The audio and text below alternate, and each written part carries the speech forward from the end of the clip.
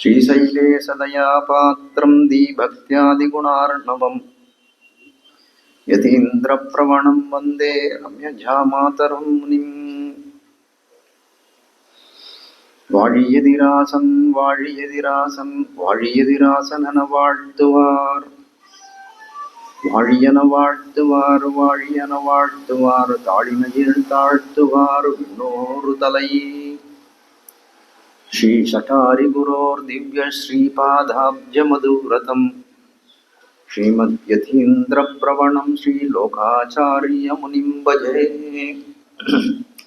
श्रीवत्सवं साम्बुधिपूर्णचन्द्रं श्रीरङ्गनाथार्य धनूजरत्नम् तत्पादयुग्माम्बुजभृङ्गराजम् अनङ्गराचार्यमहं प्रपद्ये आழ்வார் பிரமானார் ஜெயர் திருவடிகளே சரணம்.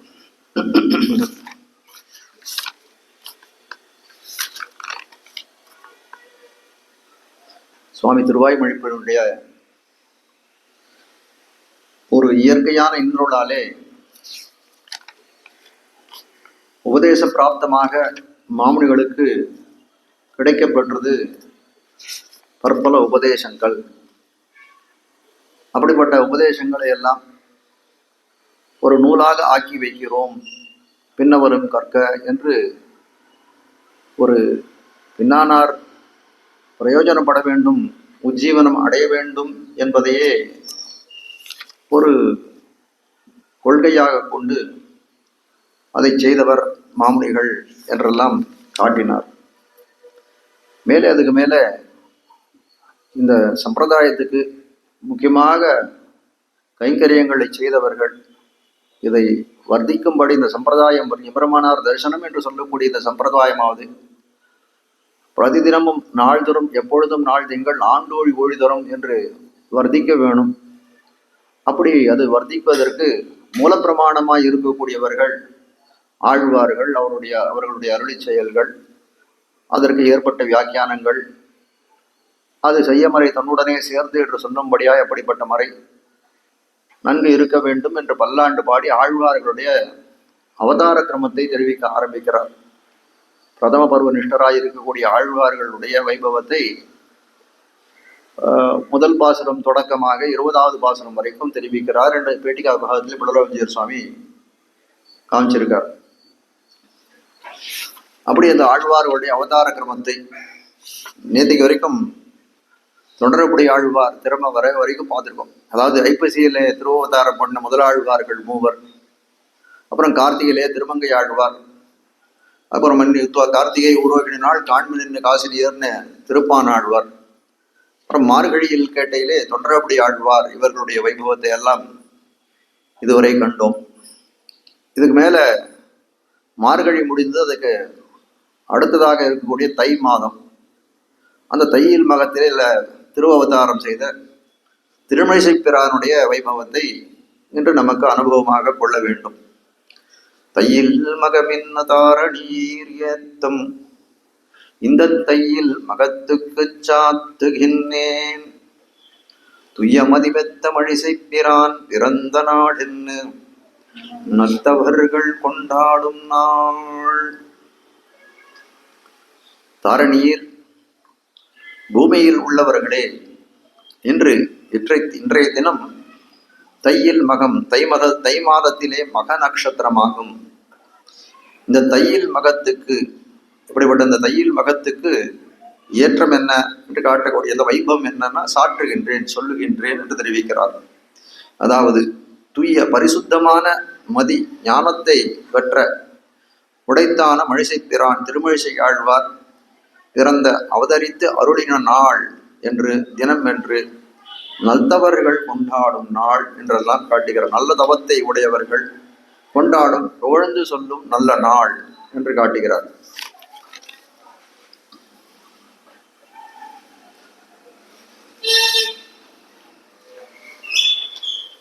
ஒரு நிமிஷம்.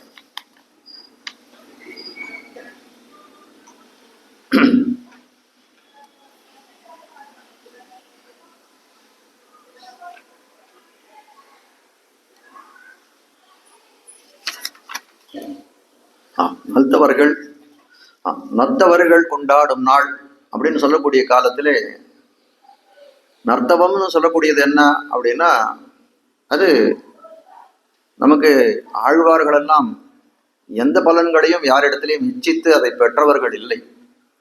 அதனால்தான் ஆழ்வார்களுக்கு விசேஷனம் கொடுக்கக்கூடிய காலத்திலே தபஸ் அப்படின்னு சொன்னா, அப்படிப்பட்ட தபத்திலே எழுந்தவர்கள் எல்லாம் ரிஷிகள் முனிகள் போன்றவர்கள். நம்முடைய ஆழ்வார்கள் அந்த மாதிரி எந்த விதமான ஸ்வப்பிரவிருத்தியும் பண்ணவில்லை. அதனால நல்தவர்கள் கொண்டாடும் நாள் என்று சொல்லக்கூடிய காலத்திலே இவ்விடத்திலே நல்தவம் என்ன அப்படின்னு கேட்கக்கூடிய காலத்திலே வந்து நல்தவம்னு சொல்லக்கூடியது அந்த சரணாகதியை தாண்டி பஞ்சம உபாயமாய் இருக்கக்கூடியது. அதுதான் ஆச்சாரிய அபிமானம். பஞ்சமோய அபிமானம்னா மேல கீழே இருக்கக்கூடியது கர்மயோகம், ஞான யோகம், பக்தி யோகம். அதுக்கு மேல சரணாகதி, அதுக்கு மேல ஆச்சாரிய அபிமானமே உத்தாரகம் என்று கொடுக்கக்கூடிய நல்தவர்கள். ஏன்னா இப்படிப்பட்ட இவர்களெல்லாம் ஆழ்வார்கள் எல்லாம் பகவானே உபாய உபேயம் என்று பிடித்துக் கொண்டிருக்கிறார்கள். அப்படிப்பட்ட ஆழ்வார்களை பிடித்துக் கொண்டிருக்கக்கூடியவர்கள் எம்பெருமானார் போன்ற இருக்கக்கூடிய ஆச்சாரியர்கள் எல்லாம் எப்பேற்பட்டவர்கள்னா சரமபருவ நிஷ்டர்கள் என்று தெரிவிக்கிறார்கள். அதனால நல்தவர்கள், அப்படிப்பட்ட நல்தவர்களுக்கு தபஸ் என்ன அப்படின்னு கேட்டா சரணாகதியும் தாண்டி இருக்கக்கூடிய பஞ்சமோபாயமான ஆச்சாரிய அபிமானமே உத்தாரகம் என்று தெரிவிக்கிறார்கள். 12ஆம் பாட்டு. திருமழிசைப்பிரான் அவதரித்த தையில் மகத்தின் ஏற்றத்தை தாரணியில் உண்டானவர்கள் எல்லாம் அறியும்படி அருளி செய்கிறார். இந்த பாசுரத்தால திருமழிசைப்பிரானுடைய அந்த தையில் மகத்தினுடைய வைபவத்தை இந்த லோகத்தில் இருக்கவர்கள் எல்லாம் அறிந்து கொள்ள வேண்டும் என்று இந்த பாசுரத்தை அருளி செய்கிறார். தையில் மகம் என்று தாரணியீர், தையொரு திங்களும் என்னும்படியான தரத்தை உடைய புஷ்ய மாசத்தில் மகம் என்று. அதாவது தையொரு திங்களும் அப்படின்னு சொல்லக்கூடியது ஆண்டாளுடைய நாச்சியார் திருமொழியினுடைய ஆரம்பம், தொடக்கமே அப்படிதான். தையொரு திங்களும் தரை விளக்கி. முதல் பிரபந்தமான திருப்பாவையிலே மார்கழி திங்கள் என்று தொடங்கினாள். அடுத்த பாசுரத்திலே தையொரு திங்களும் என்னும்படியான தரத்தை உடைய புஷ்ய மாசம். அதாவது எம்பெருமானை அடைவதற்கு ஆண்டாளானவள், அதாவது திருப்பாவை முடிஞ்ச உடனே அவளுக்கு அந்த எம்பெருமானுடைய அந்த சம்ஸ்லேஷம் கிடைச்சிரும் அப்படின்னு நினைச்ச காலத்திலே அப்படியும் கிடைக்கல. எம்பெருமான் திருவுள்ளம் எப்படி இருந்தது அப்படின்னா, இவளை கொண்டு இன்னும் மற்றொரு பிரபந்தத்தை செய்த அருளை செய்ய வேண்டும், இந்த உலகத்தவரெல்லாம் உஜ்ஜீவிக்க வேணும். அதனால கொஞ்சம் அவளை கொஞ்சம் காலம் இந்த நில உலகத்திலே தாழ்த்த வேண்டும், இந்த பேற்றை கொஞ்சம் விளம்பிக்க வேண்டும் என்று எம்பெருமான் நினைத்தான். ஆனாலும் தரிக்க வேண்டுமே, ஏற்கனவே தரிக்க முடியாதான திருப்பாவையை தெரிவித்தாள் அவள். அப்படி இருக்கக்கூடிய காலத்திலே மேலும் அவளை சோதனைக்கு உள்ளாக்கினால் என்ன பண்றது அப்படின்னு சொல்லக்கூடிய காலத்திலே அந்த காமாசிரயணம் என்று சொல்லக்கூடிய மன்மதனை ஆசிரயிக்கிறாள். எதுக்காக? எம்பெருமானை பெற வேணும் என்பதற்காக. இதுல பலவிதமான விசாரங்கள் மேல ஆச்சாரியர்கள் பண்ணுகிறார்கள். அதாவது தை மாசம் என்று சொல்லக்கூடிய மாதம் இந்த இடத்துல தையொரு திங்கள்னு சொல்லக்கூடிய எதனால அப்படின்னா, அந்த தையொரு திங்கள் என்று சொல்லக்கூடியதுல மன்மதன் இங்க பூமியிலே சஞ்சாரம் பண்ணக்கூடிய மாசமாக அமைந்திருக்கிறது. தையொரு திங்களும் தரை விளக்கி தன் மண்டலமிட்டு மாசி முன்னாள் என்று சொல்லும்படியா எப்படிப்பட்ட மன்மதனை வரவேற்கிறாள். அப்படிப்பட்ட மாசமாக இருக்கிறது. எம்பெருமானை அடைவிப்பதற்கு அந்த மன்மதன் திறத்திலே காமாசயனம் பண்ண மாதமாய் இருக்கக்கூடியது இது என்று தெரிவிக்கிறார். தையில் மகம் என்று தாரணீர், தையொரு திங்களும் என்னும்படியான தரத்தை உடைய புஷ்ய மாசத்தில் மகம். புஷ்ய மாசம்னா தை மாசம்தான். தரணியில் உண்டானவர்களே, அதனால இந்த பூலோகத்துல இருக்கிறவர்களே, ஏகாம் தரணி ஆஸ்ரிதா. ராமாயணத்திலே காணப்படக்கூடிய ஸ்லோகம் இது. ஏகாம் தரணி ஆஸ்ரிதா. அதாவது ராவண பவனத்திலே சீதை இருக்கிறாள். ராவணனாலே கவரப்பட்ட சீதை ராவண பவனத்திலே இருக்கிறாள். இந்த பக்கத்திலே லங்காபுரிக்கு எதிர்த்தலையிலே ராமன் இருக்கிறார். அப்படி இருக்கக்கூடிய காலத்துல நினைத்து பார்க்கிறார், ஐயோ நம்ம ரெண்டு பேரும் இந்த சீதையும் நானும் இருக்கக்கூடிய இந்த தரணின்னு சொல்லக்கூடிய இந்த பூவுலகானது ஒரே உலகத்துல தான் ரெண்டு பேரும் இருக்கும். அவன் இங்க பரமபத்தில் இருக்கா, நான் பூலோகத்தில் இருக்கேன், இல்லை, ரெண்டு பேரும் ஒரே இடத்துல தான் இருக்கும். ஆனால் ரெண்டு பேருக்கும் இடையே ஒரு 100 யோஜனை கடல் இருக்கிறது. இதை தாண்டியனால் போய் பார்க்க முடியல என்று விக்கித்து நிற்கிறான், சோகித்து நிற்கிறான் ராமன். ஏகாம் தரணி மாஸ்ரிதா, ஒரே இடத்திலே, ஒரே தரணியிலே, ஒரே லோகத்திலே இருக்கக்கூடிய காலத்திலே அவளோடு சேர முடியலேன்னு ராமாயணத்துல ராமனுடையது. ஆனால் இந்த இடத்துல இந்த ஸ்லோகத்தை எடுத்து உதாகரிக்கிறதுக்கு காரணம் என்னன்னா, தரணியில் உண்டானவர்களே என்று சொல்லும் போது என்ன அர்த்தம்னா, திருமழிசைப்பிரான் இதே தரணியில் தான் இருக்கார். அதே தரணியில நீங்களும் பிறந்திருக்கிறீர்கள், அப்படிப்பட்ட பாக்கியத்தை செய்தவர்களாய் இருக்கிறீர்கள். ராமனுக்கே கிடைக்காத பாக்கியம் உங்களுக்கு கிடைச்சிருக்கு என்று சொல்லும்படியா இருக்குது. திருமிழிசை பிரான் என்கிறபடி ஏகாந்தரணி ஆசிரிதா என்கிறபடியே திருமிழிசை பிரான் வந்து அவதரித்த இஜகத்திலே ஜென்மமாம்படியான பாக்கியத்தை உடையவர்களே. திருவள்ளுவார் பிறந்த இந்த உலகத்திலே நம்மளும் பிறந்திருக்கோம்னா அது ஒரு பாக்கியம் நமக்கு என்று காட்டுகிறார். ஏற்றம் இந்த அதுக்கு மேல கேட்கிறார், அதுக்கு மேல சொல்றார், ஏற்றம் இந்த தையில் மகத்துக்கு சாத்துகிறேன். என்ன ஏத்தம்னு இந்த தையில் மகத்துக்கு என்ன பெருமை அப்படிங்கிறத காட்டுகிறேன். என் மாசி மகம் அன்றோ மகா நட்சத்திரமாக விளங்குகிறது. மாசி மகம்னு சொல்லக்கூடியதான் மகா நட்சத்திரமாக விளங்குகிறது. எதனாலன்னா இப்ப பல சந்நிதிகள்ல பார்த்தா மாசி மகம்னு சொல்லக்கூடியது எம்பெருமான் தீர்த்தவாரி கண்டறக்கூடிய தினமாக இருக்கிறது. இப்போ ஸ்ரீபெரும்புதூர்ல பார்த்தா மாசி உற்சவம்னு சொல்லியே ஒரு 10 நாள் உற்சவம் அங்கே நடத்துறாங்க. அன்னைக்கும் வந்து உடையவர் தீர்த்தவாரியே நடக்கிறது. இப்போ நம்ம பக்கத்துல திருக்கடல் மல்லையில திருவல்லிக்கேணி போன்ற பிரதேசங்கள்லாம் இருக்கிறது. திருக்கண்ணபுரத்துல ரொம்ப விசேஷமா அந்த காவிரி பூமுண்ட சமுதிரத்துல ஏழி தீர்த்தவாரி நடக்கிறது. அது போல இந்த அர்ச்சாவதார எம்பெருமான்களுக்கெல்லாம் ரொம்ப விசேஷமான தினமாய் காண கிடைக்கிறது மாசி மகம். அப்படி இருக்கக்கூடிய காலம் இதுக்கு ஏற்றம் என்ன? மாசி மகத்துக்கு தான் ஏற்றம் உண்டு, நாம் எல்லாம் அறிந்திருக்கிறோம். இப்படிப்பட்ட தையில் மகத்துக்கு ஏற்றம் என்ன? இதுக்கு ஏற்றம் என்னென்றால் இதுக்கு உண்டான அதிசயத்தை சர்வலோக பிரசித்தமாக நான் சொல்ல கேளுங்கோள். இதுக்கு ஏத்தம் பல உண்டு, சர்வலோக பிரசித்தமானது, அதை நான் சொல்லுகிறேன் கேளுங்கோள் என்று தெரிவிக்கிறார். இதுக்கு உண்டான ஏற்றம் தான் இன்னது என்கிறது. அதுக்கு மேல சொல்ல ஆரம்பிக்கிறார். இதுக்கு உண்டான ஏத்தம் என்ன? நான் சொல்றேன் கேளுங்கோ. துய்ய மதிபத்தை இத்தியாதியால், துய்ய மதிபத்தன்றதுனால நான் சொல்ல விவரிக்க ஆரம்பிக்கிறேன். அதாவது பரிசுத்தமான ஞானத்தை சர்வேஸ்வரன் பிரசாதத்தாலே மயர்வர மதிநலம் அருளப் பெற்றவராய்,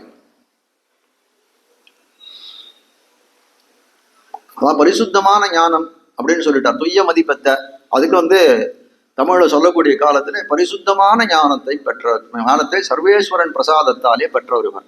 பரிசுத்தமான ஞானம் என்ன அப்படின்னு கேட்டா, ஞானம்னு சொல்லக்கூடியது என்னன்னா பரிசுத்தமானதுதான். அதுலயும் ரொம்ப தெளிந்த ஞானமா இருக்குது இவருக்கு. என்ன அப்படின்னு கேட்டா, நாராயணனே பரம்பொருள் என்று சொல்லக்கூடிய அந்த பரத்துவம் யாருன்றதுல இவரை போல நிஷ்கர்ஷம் பண்ணவர் யாரும் கிடையாது. ஆனால் அதிலேயே ஊன்றி இருந்தவர் நாராயணே பரம்பொருள் என்று அறிந்து கொண்டவராய் இருக்கிறார். அதனால என்ன பண்றது அப்படின்னா, இவர்தான் சுத்த துய்ய மதிப்பெற்றவர், பரிசுத்தமான ஞானத்தை பெற்றவர். பட்டருடைய காலக்ஷேப கோஷ்டியில ஒரு சாதாரணமா ஒரு சாமானியமா ஒருத்தர், ரொம்ப பெரிய ஞாத்தாவெல்லாம் கிடையாது, ஏதோ காலக்ஷேபம், ரொம்ப காலக்ஷேபம் கேட்கக்கூடிய காலத்துல ரொம்ப விருப்பமாக ஒரு இடத்துல காலக்ஷேபங்கள் எல்லாம் கேட்பாராம். அவர் ரொம்ப ஸ்லாகிப்பாராம் பட்டர். சாமானியமா ரொம்ப கல்வி கேள்விகளை ரொம்ப தேர்ந்தவர் கிடையாது, ஆனா இப்ப காலக்ஷேபம் தவறாத வரக்கூடியவர். அவரிடத்துல ரொம்ப ஸ்லாகியம், அவர்களிடத்துல ரொம்ப ஸ்னிக்தமாக பேசி அன்பாக பேசி எல்லாம் பழகுவர் பட்டர். அதே மாதிரி இன்னொரு நல்ல பெரிய ஞாதா படித்த பண்டிதர் ஒருத்தர் வருவாராம். அவரிடத்துல அவ்வளவு பெரிய ஒரு ஆதரங்கள்லாம் காட்டுறது இல்லை. அப்போ அங்க இருக்கக்கூடிய இவர்கள்லாம் கேட்டாலாம், நல்ல ஞானம் பொருந்திவரா இருக்கா, இவரை நீர் ஒன்னும் அவ்வளவு பெருசா இதுவே பண்ணிக்கிறது இல்லை, இவரை இன்னும் ஒன்றும் வாசிக்காதவர் அவர் அவரை போய் ரொம்ப ஸ்லாகிக்கிறீரே அப்படின்னு கேட்ட காலத்துல அவர் சொன்னாராம், இதுக்கு பதில் நான் இன்னைக்கு சொல்லலை, நாளைக்கு நான் சொல்றேன் அப்படின்னு சொல்லிட்டு அந்த பண்டிதரை மறுநாள் கூட்டாராம். பரம்பொருள் யார் அப்படின்னு ஒரு கேள்வி கேட்டாராம். இப்படி ஒரு கேள்வி கேட்டுட்டீரே, எப்படி சொல்றது? நான் வேதங்கள்ல ஒரு இடத்துல நாராயணன் பரம்பொருள்னு சொல்றது, ஒரு இடத்துல அக்னியை சொல்றது, ஒரு இடத்துல இந்திரனை சொல்றது, ஒரு இடத்துல இன்னொரு தேவதையை சொல்றது. அப்படி இருக்கக்கூடிய காலத்துல இந்த மாதிரி கேட்டா திடீர்னுலாம் எப்படி பதில் சொல்ல முடியும்? அதுக்கு கிரந்தங்கள்லாம் நிறைய இது பண்ணி அவலோகனம் பண்ணி அதுக்கப்புறம் தான் சொல்லணும் என்று தெரிவித்தாராம். அப்படியா, சரி, ரொம்ப நல்ல பதில் அப்படின்னு சொல்லிட்டு அவரையும் ஒன்றும் சொல்லிக்கிறார். அடுத்த சுவாமி அந்த இவரை கொஞ்சம் அறிவில் குறைந்தவர், அதாவது கல்வியில் கொஞ்சம் தாழ்ந்து படித்தவராக இருக்கக்கூடியவரை கூப்பிட்டு கேட்டாராம், சுவாமி பரம்பொருள் என்ன? இவ்வளவு நாளா காலக்ஷேபம் கேட்கறீங்க, பரம்பொருள் என்ன? தேவரீர் தான் எப்போ சொல்லிட்டு ஸ்ரீமன் நாராயணன் அப்படியே ஒரு தேங்காய் உடைச்ச மாதிரி சொன்னாராம். உடனே சொன்னாராம், வாத்தியா இதுதான் சுத்த ஞானம். பாத்தீரா, படிக்காதவருக்கு எப்படி ஞானம் வேணும்னு பாருங்க. சொன்னவன் சொல்லாத தனக்குத்தானே தெரிஞ்சுட்டு இருக்காரு. ஒரு கல்வி ஒருத்தர் இடத்துல நம்ம கேட்டோம், அந்த விஷயத்தை அப்படியே தன்னுடைய ஹிருதயத்திலே தேக்கி வைத்துக் கொண்டிருக்கிறார். அதனால என்ன அர்த்தம் அப்படின்னா, கல்வியினால மட்டும் நமக்கு அந்த ஞானம் ஏற்பட்டுருமா அப்படின்னா, செருப்பு குத்தவ பாதின்னு சொல்லும்படியாய் சில்ப நைப்புணம். ஒரு சிற்பிக்கு இருக்கக்கூடியவன் சில்ப நைப்புணம், அந்த நிபுணத்துவம் எதுக்கு பிரயோஜனம் அப்படின்னு கேட்டா, அதனால அவனுக்கு பக்தி வந்துருமானா? அதனால பக்தி வராது. செருப்பு குத்தவோ கத்தவாதி என்று தெரிவிப்பார்கள். செருப்பு தைக்கிறதுக்கு மொத்தம் உபயோகப்பட்டதுன்னா அவன் அந்த ஞானம் இருந்ததுன்னா என்ன பண்ண முடியும்? அதனால அவனுக்கு உஜ்ஜீவனம் கிடைக்குமான்னா அது கிடைக்காது. அந்த எம்பெருமான் யாரு, அந்த சுத்த ஞானமா இருக்கக்கூடிய பரம்பொருள்ன்றது யாரு அப்படின்றது அப்படிப்பட்ட துய்யமதி பெற்றவர் என்று காட்டுகிறது. அந்த பரிசுத்தமான ஞானத்தை சர்வேஸ்வரன் பிரசாதத்தாலே, அந்த பரிசுத்தமான ஞானத்துக்காக ஏதாவது தபஸ் பண்ணாரா, ஏதாவது உபாயாந்தரங்களிலே இழிந்தாரா இவர் அப்படின்னா அப்படிலாம் இல்லை. சர்வேஸ்வரனுடைய பிரசாதத்தாலே அவனுடைய அருளாலே மயர்வர மதிநலம் அருளப் பெற்றவராய், அதாவது எந்த விதமான சம்சய விபரியமின்றி நன்றாக மயர்வர மதிநலம் அருளப் பெற்றவர். அப்படிப்பட்டவர் மட்டுமல்ல, திருமழிசைக்கு நிர்வாககர். திருமழிசைக்கு நிர்வாககர்னு சொல்றாரு. திருமழிசை உலகம் மழிசையும் உள்ளுணர்ந்த கீழே கூட ஒரு நாள் பார்த்தோம். திருமழிசை எப்படிப்பட்ட திவ்ய தேசம். எல்லாரும் ரிஷிகள் முனிகள்லாம் பிரம்மாவிடத்திலே கேட்ட காலத்திலே இதை போல ஒரு திவ்ய தேசம் ஒன்றும் கிடையாது, இதுக்கு சமமா பூமண்டலத்துல எந்த திவ்ய தேசங்களும் கிடையாது, இந்த இடத்துலயே நீங்கள் உங்களுடைய தபஸை பண்ணலாம் என்று வசிஷ்டர், பார்கவர், அகஸ்தியர் போன்ற ரிஷிகளுக்கெல்லாம் பிரம்மா தெரிவிக்கிறார் என்ற வைபவத்தை கீழே பார்த்தோம். அப்படிப்பட்ட திருமழிசைக்கு நிர்வாககர், தலைவராக இருக்கக்கூடியவர் ஆழ்வார். அப்படிப்பட்ட ஆழ்வார் நிர்வாகராக இருக்கக்கூடிய ஆழ்வார் அவதரித்தருடின திருநக்ஷத்திரம் என்று நல்ல தபஸை ஆழ்வார் அவதரிச்ச திருநக்ஷத்திரம் அது ஒண்ணு. அதனால என்ன பண்றார், அப்படிப்பட்ட திருநக்ஷத்திரத்தை நல்ல தபஸை உடையவர்களாலே கொண்டாடப்படும் நாள். அதனால்தான் நான் என்ன சொல்றேன், இந்த துய்யமதிப்பட்ட மழிசைப்பிரான் இதுதான் நல்ல சுத்தமான ஞானம் பெற்றவராய் இருக்கக்கூடியவர். அப்படிப்பட்ட ஞானத்தை எம்பெருமான் அருளாலே பெற்றவர், மயர்வர மதிநலம் அருளப் பெற்றவராய் இருக்கக்கூடியவர். அவரே திருமழிசைக்கு நிர்வாககராக இருக்கக்கூடியவர். அப்படிப்பட்ட ஆழ்வாருடைய அவதரித்த திருநக்ஷத்திரம் என்று நல்ல தபஸை உடையவர்களாலே கொண்டாடப்படுவர்கள். இடையே சொன்ன நல்ல தபஸ் என்று சொல்லக்கூடிய காலத்திலே சரணாகதியும் தாண்டி ஆச்சாரிய அபிமானமே உத்தாரகம் என்று இருக்கக்கூடிய அதிகாரிகளாலே கொண்டாடப்படக்கூடியவர்கள், கொண்டாடும் நாளாக என்கையில் துய்யமதி. துய்யமதி சுத்தமான மதி இருக்குன்னு கீழே சொன்னமே, அதுக்கு மேல தெரிவிக்கிறார். ஆழ்வாரே பாடுகிறார், எண்மதிக்கு விண்ணெல்லாம் உண்டோவில்லை. தன்னைத்தானே சொல்லிக்கிறார். எப்படின்னா இது என்ன சொல்றது, ஒரு சாத்விக அகங்காரம் தான் சொல்றது. எண்மதிக்கு விண்ணெல்லாம் உண்டோவில்லை என்று தெரிவிக்கிறார். திருமழிசையோட சரித்திரத்துல சொல்றாரு, ஒரு காலத்துல அவர் உட்காந்துட்டு திருமழிசையிலேயே உட்காந்துட்டு இருக்காரு, கைரவணி தீரத்தில் உட்காந்துட்டு இருக்காரு. ரெண்டு விதமான இது சொல்றாரு. அவர் என்ன பண்றாரு, அவ்விடத்துல உட்காந்துட்டு ஏதோ ஒரு கிழிஞ்ச துணியை உட்காந்து தைச்சுட்டு இருக்காரு. ஆனா இவருடைய ஞானத்தினுடைய தேஜஸானது அப்படியே எல்லா இடத்துலையும் பரவி கிடக்கிறது. அப்படியே மேல சிவனும் பார்வதியும் போகக்கூடிய காலத்திலே பார்வதி பார்த்துட்டு கேட்கிறா, ஹரோத ரொம்ப தேஜோமயமா உட்காந்துட்டு இருக்காரு, நம்ம போய் அவருக்கு ஏதாவது கொடுத்துட்டு போலாமா அப்படின்னு கேட்கிறார். உடனே அவர் சொன்னாரா, இல்ல வேண்டாம், அவர் ரொம்ப தீவிரமான விஷ்ணு பக்தர், அவர் இடத்துல நம்ம போக வேண்டிய அவசியம் இல்லை, நம்ம கொடுத்ததும் வாங்கிக்கவும் மாட்டார், வேண்டான்னாராம். இல்ல எனக்கு இன்னும் அவருக்கு ஏதாவது அருள் பண்ணிட்டு போகணும் அப்படின்னு கேட்டாராம். கேட்ட காலத்துல சரி ரைட்டு என்ன சொல்றது, அதிகாரி சொன்னா என்ன பண்றது, சர்வேஸ்வரன்லேருந்து எல்லாரும் இன்னைக்கு இருக்கிற வரைக்கும் எல்லாரும் கேட்டுதானே ஆகணும். உடனே என்ன பண்ணான், அது கீழே இருக்கக்கூடிய சிவனம் என்ன பண்ணான், இறங்கி வந்தான், பார்வதி தேவியோட கீழே இறங்கி வந்தான். இறங்கி ஒரு இடத்துல கேட்கறான், திருமழிசைப்பிரான் இடத்துல உங்களுக்கு ஏதாவது அருள் பண்ணணும்னு நினைக்கிறேன், என்ன வேணும் உமக்கு அப்படின்னு கேட்டாராம். மோட்சம் கொடுப்பீரா அப்படின்னு கேட்டாராம். மோட்சமா, அதெல்லாம் மோட்சமே சேர்த்து ஜனார்தனா என்று சொல்லும்படியாக அந்த மோட்சத்தை கொடுக்கக்கூடியவன் சர்வேஸ்வரனா இருக்கக்கூடிய ஸ்ரீமன் நாராயணனால் தான் கொடுக்க முடியும். சரி, இன்று போகக்கூடிய உயிரை நாளைக்காவது போக வைப்பீரான்னு கேட்டாராம். அது நம்மளோட டிபார்ட்மெண்ட்டே கிடையாது, அது யமன் தான். யமன் மிருத்யு பகவானா இருக்கக்கூடிய காலம் தான் செய்ய வேணும். அதை இன்னைக்கு எடுக்கிறது நாளைக்கு எடுக்கிறது இல்லை, அது கூட நம்மளால பண்ண முடியாதுன்னா வேற என்னதான் மாலை பண்ண முடியும்னு வேற ஏதாவது கேளுன்னாராம். ஒன்று ஒரே ஒரு வரம் கொடு, ஊசி போகும் வழியெல்லாம் நூல் செல்லுமாறு எனக்கு ஒரு வரம் கொடுன்னு கேட்டார். அதாவது அவர் தைச்சுட்டு இருக்காரோ இல்லையோ, ஒரு துணியை கந்த துணியை தைச்சுட்டு இருக்காரு. எப்படி நம்ம தைப்போம் அப்படின்னா அந்த நூலை ஊசியில போத்துட்டு தானே தைப்போம். அதுக்கு தனியாக ஒரு வரம் கொடுக்கணுமா, நான் ஊசி போகும் வழியெல்லாம் நூல் போகும் மாதிரி எனக்கு வரம் கொடு என்று கேட்டாராம் என்று தெரிவிக்கிறார்கள். அப்போ என்ன காட்ட வந்த விஷயம் என்ன இவ்விடத்துல அப்படின்னா, அவருக்கு எம்பெருமானுடைய விஷயத்திலே இருக்கக்கூடியவர், அந்த சிவனை இது பண்ணணுன்றது இல்லை, அவருக்கு அவரை தாழ்ச்சிப்படுத்தணுன்றது இல்லை. ஆனால் இவருடைய அபேட்சையா இருக்கக்கூடியது அந்த எம்பெருமான் திருவடிகளிலே சென்று அடைவதுதான். அப்படிப்பட்ட அருளை கொடுக்கக்கூடியவன் எம்பெருமான் ஒருவனே என்று நிஷ்கர்ஷமாக அறிந்து கொண்டவர். ஏன்னா பல துறைகளிலும் படிந்தவராக இருக்கக்கூடியவர் திருமழிசையாழ்வார். அவர் போல ஒருத்தர் உண்டா அப்படின்னு கேட்டா யாருமே கிடையாது. எல்லாம் சாக்கியம் கற்றோம், சமன் கற்றோம், சக்கரனாராக்கிய ஆகம நூல் ஆராய்ந்தோம் என்று சொல்லும்படியாய் பலவிதமான சமயங்களிலும் உள்ள புகுந்து வந்தவர். இன்னைக்கும் ரெண்டு பேர், ஒண்ணு திருமழிசைப்பிரான், ஒண்ணு கோவிந்தபட்டர்னு சொல்லக்கூடிய எம்பார். இவா ரெண்டு பேருக்கும் ரெண்டு சித்தாந்தங்களிலையும் அவர்களுக்கு அன்வயம் உண்டு. திருமழிசைப்பிரானுக்கும் ஒரு அன்வயம் உண்டு, அவரையும் ஏதோ ஒரு பேர்ல வச்சிருக்காங்க. அதே போல இந்த கோவிந்த பட்டருக்கும் ஏதோ உள்ளங்கை கை கொணர்ந்த நாயனார் ஏதோ ஒரு திருநாமத்தில் அவர் அழிக்கப்படுகிறார் என்றெல்லாம் காட்டுகிறார்கள். அப்போ என்ன சொல்ற, இவர் காட்ட வந்த விஷயம் என்னன்னா, எனக்கு உத்தேசியமா இருக்கக்கூடியது எம்பெருமான் தான். அப்படி இருக்கக்கூடிய காலத்திலே உன்னுடைய அருள் நான் வச்சுட்டு நான் என்ன பண்ண போறேன், எனக்கு ஒன்றும் பிரயோஜனம் இல்லை. அதனால சொல்ற, என் மதிக்கு விண்ணெல்லாம் உண்டோ விலை என்று சொல்லும்படியாய் துய்ய மதி பெற்றவராய் இருக்கக்கூடியவர். அப்படி இருக்க அதுல வந்து சாத்விக அகங்காரமா சொல்லுகிறார், எனக்கு எது வேணும்ன்றது எனக்கு தெரியும், உன்னால கொடுக்க முடியாது. அதனால வெண்மதிக்கு விண்ணெல்லாம் உண்டோ விலை என்று தாமும் ஆதரித்து பேசும்படியாயிரே இருப்பது. இல்லை எனக்கு எதிர், இல்லை எனக்கு எதிர், இல்லை எனக்கு எதிரே என்று சொல்லக்கூடிய காலத்துல என்ன சொல்றாரு அப்படின்னா, இப்படி இது ஒரு ஒரு கொஞ்சம் செருக்கால பேசக்கூடியதானா, இல்ல சாத்விக அகங்காரத்தாலே பேசக்கூடியது. எம்பார அந்த காலத்துல உடையவர் எழுந்தருள் இருந்த காலத்திலேயே என்ன பண்ணாராம், பல பேர் எம்பார சேவிக்கக்கூடிய காலத்திலே சேவிச்சுட்டு ஏதோ அவரை புகழ்ந்து நல் வார்த்தைகள் 2-4 நல்ல வார்த்தைகள் பேசக்கூடிய காலத்திலே, அவர் புகழ்ந்து பேசக்கூடிய காலத்திலே ஒக்கும் என்றாராம். என்னது சுவாமி இப்படி ஒக்கும்ன்றாரே, இதை இப்படி மாதிரி ஒத்துக்கலாமா? யாராவது சொன்னா அடியன் நீசனே நிறைய ஒன்றும் இல்லைன்னு தானே சொல்லணும். இந்த மாதிரி ஒக்கும்னு சொல்றாரே, இவருக்கு என்ன இது அப்படின்னு கேட்டாராம். உடனே எம்பாரை கூட்டு விசாரணை பண்ண கொல காலத்திலே அவர் சொன்னாராம், நான் என்ன இப்ப என்ன சேவிக்கிறார்களா, என்ன செய்கிறாள் நினைச்சிட்டு இருக்கேன். நான் எம்பெருமானாரை சேவிக்கிறா, என்ன புகழர்வாளா, என்ன புகழராவா நினைச்சிட்டு இருக்கா. அந்த எம்பெருமானாரை புகழ்வதாயத்தான் இருக்கு. அதனால அவருக்கு இருக்கக்கூடிய புகழ் ஒக்கும் தானே நான் சொல்லணும், இல்லைன்னு சொல்ல முடியும். அதனால தான் ஒக்கும் என்று சொன்னேன் என்று தெரிவித்தாராம். அதான் சாத்விக அகங்காரம் என்று சொல்லக்கூடியது. என்மதிக்கு விண்ணெல்லாம் உண்டோவில்லை என்று தாமும் ஆதரித்து பேசும்படி ஆயிர இருப்பது. மதிக்கு தூய்மையாவது, மதிக்கு தூய்மை என்ன, எங்கேயோ இந்த விஷயங்களை சாத்விக அகங்காரம் எடுத்துட்டு போனா பல விஷயங்கள் உள்ளுக்குள்ள ஞாபகம் வந்துட்டே இருக்கு. அதனால பாரதி இன்னைக்கு ஏறதாழ 11 நாள் ஆயிடுச்சு, நம்ம இன்னும் 10 பாசனம் கூட முடியல. மதிக்கு தூய்மையாவது தேவதாந்தரங்கள் மக்கள் பரத்து புத்தியாகிற மாலின்யமற்ற இருக்கை. அதாவது துய்ய மதின்னு சொல்லிட்டோம். அப்போ அப்படிப்பட்ட மதிக்கு தூய்மையாக இருக்கக்கூடியது என்ன அப்படின்னா, தேவதாந்தரங்கள் கெடுத்தலத்திலே பரத்து புத்தி பண்ணுகை.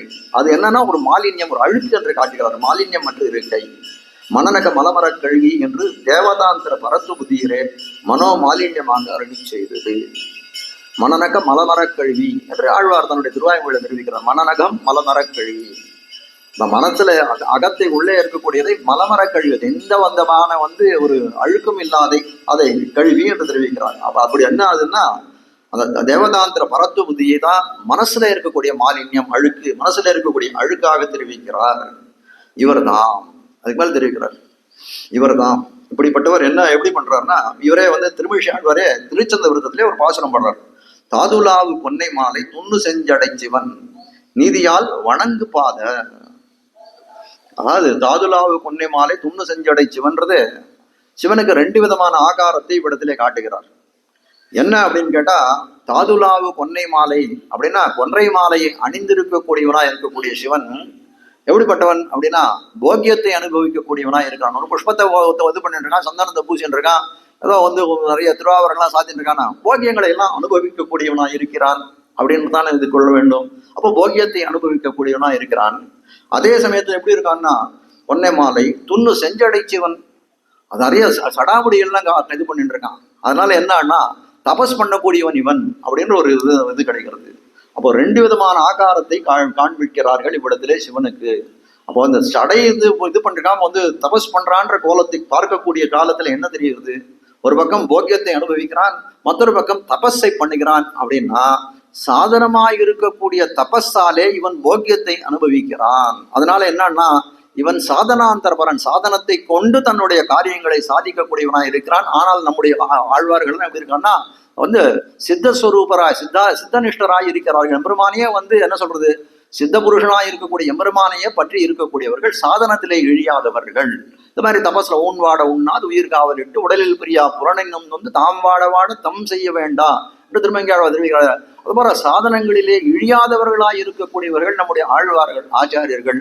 ஆனால் இவ்விடத்திலே காட்டக்கூடிய அர்த்தம் என்ன இருக்குன்னா, தாதுலாவு பொன்னைமால் என்றது போகம், சொன்னு செஞ்சடை சிவன் என்று சொல்லக்கூடியது தபஸ். அந்த தபஸ் ஆகிய இதுவாரே சாதனத்தாலே போக்கியத்தை அனுபவிக்கக்கூடியவனாய் இருக்கிறான். அதனால நீதியால் வணங்கு பாத, போக்கியத்தை அனுபவிக்கூடியவனா இருக்கான். எல்லாம் மாலையெல்லாம் போட்டு வந்தா யாரை சேவிக்கிறது அப்படின்னு கேட்கலாம். எல்லாரும் யாரோ ஒருத்தர் வரேன், ஒரு பெருமாள் ஏழை போறார். சில சமயம் அந்த மாதிரி கூட நடந்திருக்கு. பெருமாள் ஏழை போறார், முன்னாடி என்ன பண்றான், ஒரு கல்யாண ஜான்வாசம் ஒன்று எடுத்து டமான்னு மோளத்தை அடிச்சுன்னு வரான். ஒரு சுவாமி என்ன பண்ணாராம், பார்த்தாரு பெருமாள் தான் ஏழரை போறதுன்னு உணர்ந்து சேவிச்சிட்டார். அதுபோல இந்த இடத்துல என்ன பண்ணான், தாதுலாவு கொண்டை மாலைன்னு மாலையெல்லாம் அணிந்து கொண்டு சிவன் வந்துட்டான். அவனை சேவிக்கிறத அப்படிங்க நீதியால் வணங்கு பார்த்த. அப்ப யாரை வணங்குறது அப்படின்னு கேட்டா, யாரு சாத்திய புருஷனா இருக்கக்கூடியவன் இவன், சாதக புருஷனா இருக்கக்கூடியவன் இவன். அவனுக்கு அந்த சாத்தியங்களை எல்லாம் கொடுக்கக்கூடியவனார், பலனை எல்லாம் கொடுக்கக்கூடியவனார், அவனை தானே வணங்க வேண்டும். அப்போ நீதியால் வணங்கு பாதா என்றால் அந்த எம்பெருமானைத்தான் வணங்க வேண்டும் என்று தானே அதனுடைய, அதாவது திருமிழிசை பிரான் எப்படின்னா அவருடைய இது மொத்தமே என்ன கேழ்வர தெரிவிக்க போற, உரையிலிடாதவர்ன்னு தெரிவிக்க போற. அவருடைய இது பூர்த்தியா நாராயண பரத்துவம் தான். ஏன்னா கையாழ்வாரால திருத்தி பணி கொள்ளப்பட்டவர். அதனால அவருடைய வாக்கியங்கள் எல்லாமே அப்படித்தான் இருக்கு. ஆரம்பிக்கக்கூடிய காலத்திலே நாராயணன் படைத்தான் நான்முகனேன்னு ஆரம்பித்தார் என்றும், போதில் மங்கை பூதல கிழத்தி தேவி, இது ஒரு பாசனம் திருச்சந்த விருத்தத. போதில் மங்கை பூதல கிழத்தி தேவி, அதாவது போதில் மங்கைன்னு சொல்லக்கூடியது மகாலட்சுமி, பூதல கிழத்தின்னு சொல்லக்கூடியது பூமி பிராட்டியா இருக்கக்கூடியவர்கள். இவர் ரெண்டோடும் இருக்கக்கூடியவர் தேவி என்று தொடங்கி அப்படின்னு ஆரம்பிக்கிறார். அதான் என்ன சொல்றார், என்னன்னா அந்த பிராட்டியோட இருக்கக்கூடியவன் தான் பரதெய்வம் என்று சொல்ல வருகிறார். வேத நூல் ஓதுகின்றது உண்மை அல்லதில்லை மற்றுரைக்கிலே. பிராட்டியோடு சேர்ந்து இருக்கக்கூடிய எம்பெருமான் அப்படின்னு ஒரு விஷயத்த சொல்றாரு.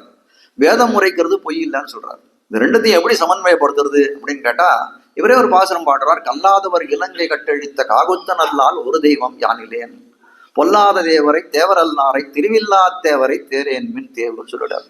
பிராட்டியோடு இல்லாத இருக்கக்கூடிய நாராயணன் அப்படிப்பட்டவன் தேவனே கிடையாது. அப்போ இங்க சொல்றார், போதில் மங்கை பூதல கிழத்தி தேவி, திருமத மகாலட்சுமியோடையும் பூமி பிராட்டியோடும் இருக்கக்கூடிய எம்பெருமான் அவனே தான் பரத்துவம் என்று வேதநூல் உரைக்கின்றது. வேதநூல் சொல்லக்கூடிய விஷயம் என்ன, பரம்பொருள் யார், அவனுக்கு லட்சணம் என்ன சொல்லக்கூடியது, பிராட்டியோடு சேர்ந்து இருக்கக்கூடியவன் அவன் தான் பரம்பொருள் என்றத அந்த உண்மையை உரைக்கக்கூடியதா இருக்கக்கூடியது வேதம் என்று காட்டுகிறார். என்றும் உள்ள நோய்கள் தீர்மழுந்த வானவர் கழித்த எம் வள்ளலாரை அன்றி மற்றோர் தெய்வம் நான் மதிப்பனே. அது வானவர் கழித்த, அதான் வானவர்களுக்கு என்ன, அசுரர்களாலே பீடிக்கப்பட்டார்கள், எல்லா சொத்தும் போயிடுத்து, மொத்தம் போயிடுத்து, அசுரர்களை எப்படி ஜெயிக்கிறதுன்னே வழியே தெரியல. அப்போ என்ன பண்றான், எம்பெருமானே சரணாகதின்னு சொல்லிட்டு, எம்பெருமானே நீயே தஞ்சம் என்று அடைந்த காலத்திலே 1000 தோளால் அலை கடைந்தான் என்று சொல்லும்படியாய் தானே என்ன பண்ணானா, 1000 தோள்களை கொண்டு இவர்களால் ஒரு சமயத்துல கடையவே முடியல அந்த திருப்பார்கடலை, தானே 1000 தோள்களை கொண்டு கடலை கடைந்தான். அதுலேருந்து என்ன பண்ணான், அந்த ஐஸ்வர்யத்தை பெற்றுக் கொடுத்தான். அவர்களுக்கு அமரர்கள் என்று சொல்லும்படியாய் மறிக்க முடியாத ஒரு அமுதத்தை பெற்றுக் கொடுத்தான். உள்ள நோய்கள் தீர்மறந்த வானவர் கழித்த எம் வள்ளலார், அதை என்ன பண்ணார்னா எல்லாருக்கும் கொடுத்த வள்ளலாய் இருக்கக்கூடிய அப்படிப்பட்ட மற்றொரு தெய்வம் நான் மதிப்பனே. அதை பெற்றுக் கொடுத்தவன் யார் அப்படின்னு கேட்டா அந்த நாராயணன் தானே. அப்படிப்பட்ட நாராயணனை தவிர வேற்றொரு தெய்வம் நான் மதிப்பனே என்று கேட்கிறார். என்றும் பார் மிகுத்த பாரமுன், அதாவது இந்த பாருக்கெல்லாம் மிகுத்த முதல்வனாய் இருக்கக்கூடியவன் என்று காட்டுகிறார். பார் மிகுத்த பாரமுன் ஒழிச்சுவான் அருச்சுணன் ஒரு பாசனம் திருச்செந்தூரத்துல அதிலே தெரிவிக்கிறார். இந்த பாருக்கெல்லாம் முதல்வனாய் இருக்கக்கூடியவன் இத்தாதி சீர்மிகுத்த நின்னலால் ஒரு தெய்வம் நான் மதிப்பனேன். சீர்மிகுத்தன, சீர்னா குணங்கள், எண்ணில் பல்குணத்தன் சொல்லும்படியா எப்பேற்பட்ட குணங்களை எல்லாம் உடையவனாய் இருக்கக்கூடியான் பகவான் சொல்லக்கூடிய ஒரு சப்தத்துக்கே 6 குணங்கள் பொருந்தியவனாய் இருக்கிறான். ஞானம், பலம், ஐஸ்வர்யம், வீரியம், சக்தி, தேஜஸ் என்று சொல்லக்கூடிய குணங்களை எல்லாம் பொருந்தியவனாய் இருக்கிறான் என்று காட்டுகிறார்கள். அதனால இந்த இடத்துல சொல்றாரு, சீர்மிகுத்த நிறைய குணங்கள் பொருந்தியவனாய் இருக்கக்கூடியவன், சீர்மிகுத்த நின்னலால் ஒரு தெய்வம் நான் மதிப்பனே. குணங்கள் இல்லாதவன் நான் என்ன பண்ண முடியும், குணங்கள் இல்லாதவன் என்னால் மதிக்கவே முடியாது என்று தெரிவிக்கிறார். என்றும் நான்முகனை நாராயணன் படைத்தான், நான்முகனும் தான்முகனாய் சங்கரனைத்தான் படைத்தான் என்று தொடங்கி நான்முகன் திருவந்தாதி ஆரம்பிக்கக்கூடிய காலத்தில் எப்படி ஆரம்பிக்கிறார், இந்த படைத்தலுடைய காரணம் ஜெகத்காரணன் யாருன்னு சொல்றதுக்கு உடனே ஆரம்பிச்சிட்டார். யாரை படைச்சார்னா முதல்ல நான்முகனை நாராயணன் படைத்தான். சரி, அப்போ ருத்ரனை யார் படைச்சான், நான்முகனும் தான்முகமாய் சங்கரனைத்தான் படைத்தான். அந்த படைத்தல் தொழிலை இவன் இடத்துல வச்சான்.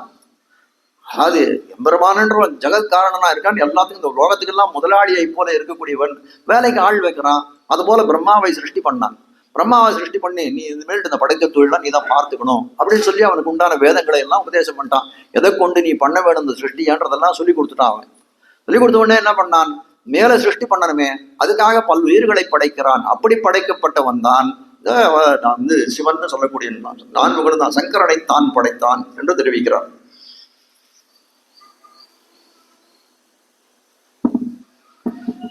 பிதிரு மனமில்லை மேல சொல்றார் என்று தொடங்கி நான் தொடங்குறார். அவர் மேல போகக்கூடிய இதுல நான் வந்து இன்னொரு ஒரு இது தெரிவிக்கிறார். பிதிரு மனமிலேன் பிஞ்சகன் தன்னோடு எதிர்வன் அவன் எனக்கு நேரான். அதான் சொல்றார். இந்த ஆழிமழை கண்ணால ஒரு ஐதீகம் தெரிவிப்பார்கள். அந்த ஆழிமழை கண்ணா பாசுரம் எப்படின்னா, பர்ஜன்யனுக்கு இவர்களெல்லாம் அந்த கோபிகைகள்லாம் ஒரு ஆணை இடுகிறார்கள், ஆக்கி இடுகிற நியமனம் பண்றா, மழை பெய்ய வேணும் அப்படின்னு சொல்லிட்டு. ஏற்கனவே ஓங்கி உலகம் அந்த பாசுரத்தை இவர்களுக்கெல்லாம் மங்களம் வேண்டும், இந்த மாதிரி வந்து தீங்கின் நாடெல்லாம் திங்கள் மும்மாறி பெய்து என்று சொல்லும்படியாய் நல்ல வந்து மழை பெய்யணும் இந்த இடத்துல அப்படின்னு வந்து ஒரு மங்களத்தை ஆசாசிக்கிறார்கள். அதை கேட்டான் பர்ஜன்யன் சொல்லக்கூடிய மழை தேவதை. அவன் வந்து உங்களுக்கு நான் என்ன பண்ணணும் அப்படின்னு கேட்டக்கூடிய கல்யத்தை இவர்கள் எல்லாம் வந்து எப்படி எப்படியெல்லாம் மழை பெய்யணும் அப்படின்னு நியமனம் பண்ணுகிறார்கள். அப்படி இருக்கக்கூடிய காலத்துல அந்த மாதிரி ஒரு கட்டத்துல ஒருத்தர் வந்து கூரத்தாழ்வான் தரத்திலே வந்து கேட்டாராம், இந்த தேவதாந்திரங்கள் கிதத்திலே நீங்கள் எல்லாம் எப்படி இருப்பீர்கள் அப்படின்னு கேட்டாராம். உங்களுடைய அவரை பார்க்கக்கூடிய காலத்திலே உங்களுடைய வந்து இது எப்படி இருக்கும், உங்களுடைய பாவம் எப்படி இருக்கும் அப்படின்னு கேட்ட காலத்திலே கூரத்தாழ்வான் சொன்னாராம், இல்லை கேள்வியை மாத்தி கேளுங்க, எங்களை போல இருக்கக்கூடிய வைஷ்ணவர்கள் பார்த்தக்கூடிய காலத்திலே தேவதாந்திரங்கள் எப்படி இருக்கும்னு கேளுங்க, அதுகளுடைய பாவம் எப்படி இருக்கும்னு கேளுங்க. அதான சொல்றார், ஸ்வபுருஷம் அபிவீக்ஷ பாசஹஸ்தம் வததி யமகிலத்தஸ்ய கர்ணமூலே பரிகர மதுசூதன பிரபன்னான் பிரபுரகம் அந்யனுடாம் ந வைஷ்ணவானாம் என்று தெரிவிக்கிறார் ஸ்ரீ விஷ்ணு புராணத்திலே. அது யமன் தன்னுடைய இவர்களை யமபடர்களை கூட்டுறான்.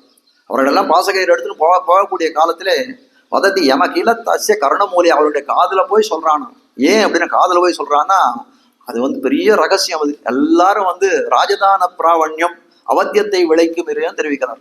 ராஜதானிய பிராவண்யம்னா என்ன அப்படின்னா, ஒரு ராஜாவுடைய ராணி இருக்கும், அந்த ராணிக்கு பேர்ல ஒருத்தன் ஆசைப்படுறான், ரொம்ப தப்பானது. அது தப்பானதுன்னு ஒண்ணு இல்லை, அதை ஒருத்தன் தெரிஞ்சிட்டு இருக்கான் அவனுடைய நண்பன். அவன் வந்து உறக்க அது போய் ராணி இடத்துல நீ ஆசைப்படாதே அப்படின்னு சொன்னானே, ஆனால் டேய் ராணி எடுத்து ஆசைப்படுறது நீ தெரிஞ்சுட்டு இருக்கியா, இது முதலே சொல்ல வேண்டாமான்னு இவனுக்கு ஒரு அவத்தியம் வரும். அவன் ஆசைப்பட்டான், அது தவறான விஷயம், அவனுக்கு தண்டனை கிடைக்கிறது இல்லை, இவனுக்கு சேர்ந்து தானே கிடைக்கும். ஆனால் சொல்றானா இது எப்பேற்பட்ட விஷயம் இது, அதனால காதோட சொல்லணும்னு வதத்தி யமகிலத்தஸ்ய கர்ணமூலே அவனுடைய காதுல போய் சொல்லுகிறான் என்று தெரிவிக்கிறார். என்ன அப்படின்னா, பரிகர மதுசூதன பிரபன்னான் பிரபுரகம் அந்யனுனாம் ந வைஷ்ணவானான். மதுசூதன பிரபன்னர்கள் என்று மதுசூதனையே எல்லாம் உண்ணும் சோறு பருகும் நீர் தென்னம்பெற்றிலையும் என்றும் எல்லாம் சொல்லி கொண்டிருக்கக்கூடிய இந்த ஸ்ரீ வைஷ்ணவர் தரத்திலே நீ போகாதே, ஏன்னா அவர்களுக்கு நாம் பிரபுவே கிடையாது, வேற யாருக்கு பிரபு, அந்யனுனாம் ந வைஷ்ணவானாம். அவரை வந்து ஸ்ரீ வைஷ்ணவர்கள் ஒழிந்தவர்களுக்குத்தான் நான் பிரபுவே தவிர ஸ்ரீ வைஷ்ணவர்களுக்கு நான் பிரபு அல்ல என்று தெரிவித்தான் இல்லையா.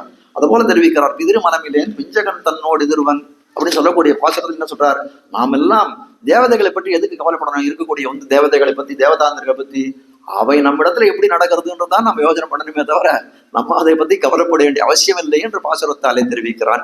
கல்லாதவர் இலங்கை கட்டழித்த காகுத்தன் அல்லால் ஒரு தெய்வம் யான் இல்லையே. அவர் சொல்றாரு, எனக்கு தெய்வம் யாரு அப்படின்னு கேட்டா இந்த இலங்கை இல்ல பதார்த்தம் அதுல பார்த்துக்கொண்டிருக்கிறது பதார்த்தம்.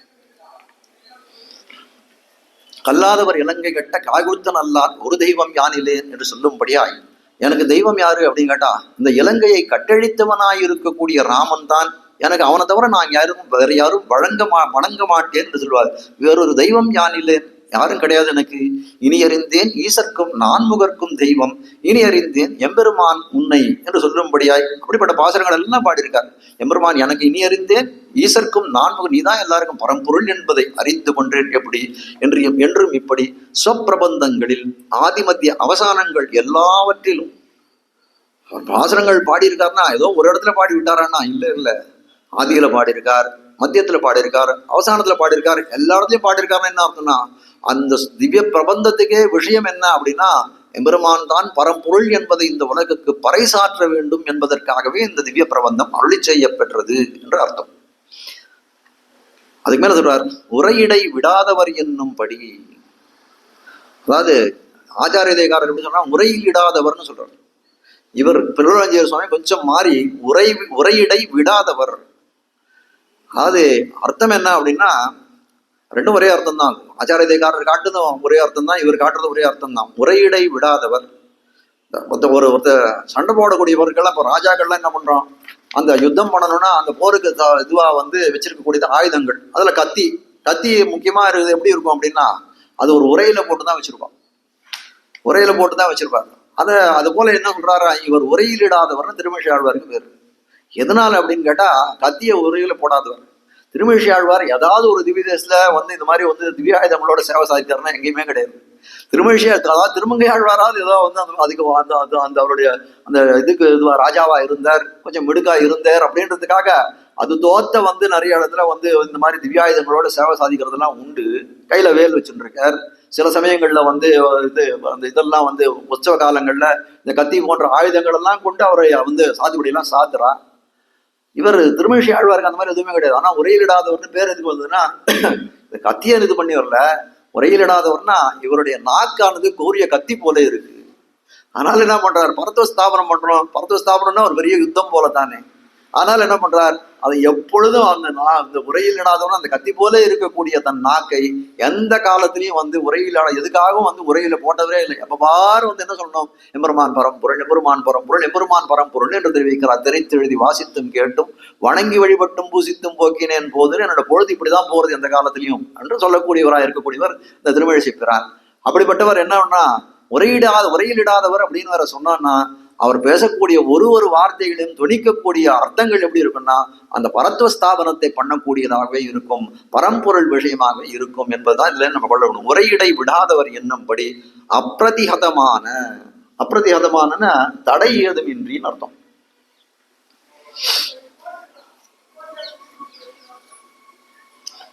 தடையற்ற அப்பிரதிஹதமான, இதை பார்த்தா அதை விட்டுறேன், அதை பார்த்தா இதை விட்டுறேன். அப்புறம் தடையற்ற தம்முடைய பராபர தத்துவஞானத்தை பிரகாசிப்பித்து அருளினார் இரே. இவர் என்ன சொல்றார், உரையிடை விடாதவர். அதாவது எம்பெருமானே எப்பழும் எம்பெருமான் தான் பரம்பொருள்ன்றத அந்த ஞானத்தை விடாதவராய் இருக்கிறார். அது மட்டும் இல்ல, அப்பிரதிஹதமான தடையற்ற தம்முடைய பராபர ஞானம். அதுக்கு அது தடை செய்யக்கூடியது எப்படி இருக்குன்னா அதுக்கு தடையே ஒன்றும் கிடையாது. எதுவும் வந்து அவரை நிறுத்த முடியாத கூடிய அளவுக்கு ஒரு பெரிய சக்தியாய் உருவெடுத்தக்கூடியவர். அப்படிப்பட்டவர் என்ன பண்ணுகிறார், அது தடையிட முடியாதது என்னன்னா பராபர தத்துவ ஞானம். அபர தத்துவ ஞானம். யார் பரம்பொருள், யார் பரம்பொருள் அல்லாதவர் அப்படின்னு தத்துவ ஞானத்தை பிரகாசிப்பித்து அருளினார். அவர் சொல்லக்கூடியதுக்கு எந்த தடையும் சொல்ல முடியாத அளவுக்கு அவர் சொன்னார்னா யாராவது வந்து ஒரு மேல மறுப்பு சொல்ல முடியும்னா அது மறுப்பே சொல்ல முடியாத அளவுக்கு ரொம்ப ஆணித்தரமாய் சொல்லக்கூடியவராய் இருந்தார் அப்படின்றதுதான் இதுல அர்த்தம். மழிசைப்பிரான் பிறந்த நாள் என்ன தெரிவிக்கிறார். மழிசைப்பிரான் திருமழிசைப்பிரான் பிறந்த நாள் ஆச்சு. இப்படிப்பட்ட திவ்ய ஞானத்தை உடைய இவர் ஒரு பிறவியிலே இரு பிறவியாக பிறந்த நாள். அது எம்பெருமான் கண்ணன் அவனுக்கு இரு பிறவி, ஒரு பிறவியிலே இரு பிறவி உண்டு. அது சொல்றாரு, ஒருத்தி மகனாய் பிறந்தான், ஒருத்தி மகனாய் வளர்ந்தான் அப்படின்னு சொல்லும்படியாய் வந்து எம்பெருமானுடைய கண்ணனுடைய வைபவம் இருக்கு. இவர் அதே போலதான் தெரிவிக்கிறார். இவர் எப்படிப்பட்டவராக இருந்தார், பிருகு மகரிஷிக்கு பிள்ளையாக பிறந்து பார்கவர் என்ற பெயர் பெற்றவராய் இருந்தவர் இவர். ஆனால் என்ன பண்றாரு, தந்தையாராலே வந்து என்ன பண்ண உதாசீனமா அது போட்டு போயிடுறா. அதுக்கப்புறம் என்ன பண்றான், ஒரு பிரம்பன் குடியிலே வளர்ந்தவர் தான் இவரை வளர்க்கிறார். அதனால பிறந்த வந்து பிராமண குலத்துல பிறந்தாலும் அப்புறம் வளர்ந்ததெல்லாம் என்னன்னா பிரம்பன் குடியிலே தான் பிறந்தார். அதனால இவர் ஒரு பிறவியிலே இரு பிறவியாக பிறந்த நாள் என்று நத்தவர்கள் கொண்டாடும் நாள். நத்தவர்கள் கொண்டாடும் நாள். ஏன் நத்தவர்கள்லாம் கொண்டாடுறா இவர்களை, தபஸ் பண்ணவர்கள்லாம் ஏன் கொண்டாடுறான்றாரு. இவர் தான் ருஷிபுத்திரராக அவதரித்தாராகையாலே ஏன் தபஸ் பண்ணவர்கள்லாம் கொண்டாடுறான்னா, தபஸ் பண்ணவர்லாம் ஏன் கொண்டாடுறான்னா ரிஷிபுத்திரராக பிறந்தா. அப்போ நம்ம இப்போ அடியவனுக்கு இப்போ ஒரு பிறந்த நாள் வருது அப்படின்னா கொண்டாடக்கூடியவர்லாம் யார் இருப்பானா, எனக்கு வேண்டப்பட்டவா, எங்க அப்பாவுக்கு வேண்டப்பட்டவா, எனக்கு வேண்டப்பட்டவா, அப்படிப்பட்டவர்களுக்கு தான் கொண்டாடுவா. அதுபோல ரிஷிபுத்திரராக இவர் பிறந்தார். ஆனால் இவருடைய பிறந்த நாளை அவதார தினத்தை கொண்டாடக்கூடியவர்கள் யாராக இருப்பார்கள் என்றால் ரிஷிபுத்திரருக்கு அணுக்கமாக இருக்கக்கூடியவர் தபஸ்விகள் தான். அதனால நத்தவர்கள் கொண்டாடும் நாள் என்று தெரிவிக்கிறார். நத்தவர்கள் கொண்டாடும் நாள் என்கிறது பிறந்த நாள் என்று. நத்தவர்கள் கொண்டாடும் நாள் சொல்றது என்னன்னா பிறந்த நாள். இந்த இடத்துல கொண்டு வந்து ஒரு சஸ்பென்ஸ் வைக்கிறார் புலலாஞ்சியார். பிறந்த நாள் தான் மற்றவர்கள் கொண்டாடும் நாள்னா, அப்போ என்ன சுவாமி உடனாழி வந்து சொன்னீரு அது பிறந்த நாள் இல்லையா அப்படின்னு கேட்டானா, ஆமா இல்லைன்றது திருமழிசை பிரானே சொல்றாரு, இது எனக்கு பிறந்த நாள் இல்லைன்னு. அல்லாதார் பிறவின்னா வேற ஒருத்தருடைய பிறவி அப்படின்றார். அல்லாதார் பிறவி அவரை சொல்லக்கூடியது என்ன, அன்று நான் பிறந்திலேன் என்னும்படி அசத்கல்பமாயிரே இருப்பது. ரிஷிபுத்திரராக பிறந்தவர், அதனால நல்தவர்கள்லாம் கொண்டாடுறார். அதனால நல்தவர்கள்லாம் அதெல்லாம் கொண்டாடுறா. அதனால பிறந்த நாள்னு கொண்டாடுறா. நான் பிறந்த நாள்னு அவள்லாம் கொண்டாடுறேன். இப்போ நம்ம சொல்லுவோம் இல்லையா, அதாவது நமக்கு ஸ்கூல்லயோ ஆஃபீஸ்லயோ வேற ஒரு டேட் ஆஃப் பர்த் கொடுத்துப்பா. அன்னைக்கு எல்லாரும் வந்து நம்மளை கை கொடுத்து இது பண்ணுவாங்க, இன்னைக்கு எனக்கு பிறந்த நாளே இல்லை அப்படின்னு. அது மாதிரி இவர் என்ன சொல்ற, திரும்பி சொல்றாங்க, இன்னைக்கு எனக்கு பிறந்த நாளே இல்லை அப்படின்றவர். என்ன அப்படின்னு கேட்டா, என்னைக்கு நீ பிறந்த நாள்னா, அன்று நான் பிறந்திலே நின்னதந்தை ஊரகத்து இருந்ததந்தை பாடகத்து அன்னு வெக்கனை கிடந்த எண்ணிலாத முன்னெல்லாம் அன்று நான் பிறந்திலேன் பிறந்த பின் மறந்திலேன் அப்படின்னு ஒரு பாசுரத்தை தன்னுடைய திருச்செந்தூரத்துல இது பண்றாரு. முதல்ல நான் என்ன தெரிஞ்சுட்டு இருக்கேன், எனக்கு ஞானம் பிறக்காத காலத்திலே நின்னதந்தை ஊரகத்து பெருமான் எங்க இருக்கான்னா, நின்னதந்தை ஊரகத்துல நின்றுட்டு இருக்கான். இருந்ததந்தை பாடகத்து, பாடகம் சொல்லக்கூடிய திருப்பாடகத்துல எம்பெருமான் இது அன்னு வெக்கனை கிடந்தது என்று சொல்ல முடியாது, திருவெக்காவிலே சயனித்துக் கொண்டிருக்கிறான் என்று நினைத்து கொண்டிருந்தேன். அப்போ என்னன்னா, அன்று நான் பிறந்திலேன், இந்த மாதிரி நினைச்சிட்டு இருக்க காலத்துல நான் பிறக்கவே இல்லை. அப்போ எப்படி பிறந்திருக்காருன்னா, அது தையில் மகத்துலதான் பிறந்திருக்காரு. அது ஞானம் ஏற்படாத காலத்திலே பிறந்தவர். அது அது அது பிறந்த நாள். என்னைக்கு நீ நிஜமாவே பிறந்தார், அப்போ உண்மையான டேட் ஆஃப் பர்த் சொல்லும் அப்படின்னு சொல்லிவிட, பிறந்த பின் மறந்திலே, என்னைக்கு எனக்கு ஞானம் ஏற்பட்ட காலத்திலோ பிறந்த பின் மறந்திலேன். அந்த ஞானம் உமக்கு என்னத்தை கொடுத்தது, நான் நின்னதும் இருந்ததும் கிடந்ததும் என் நெஞ்சுடே. அந்த எம்பெருமான்லாம் அர்ச்சாவதாரத்தை போய் சேவிக்க வேண்டிய அவசியம் இல்லை, என்னுடைய அந்தரியாமையா இருக்கக்கூடிய ஹிருதய புண்டரீகத்திலேயே வந்து இவர்கள் எல்லாம் குருவிற்றிருக்கிறார்கள் என்று தெரிவிக்கிறார்.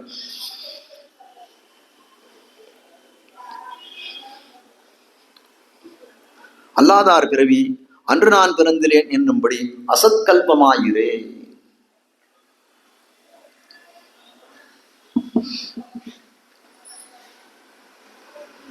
ஒரே நிமிஷம்.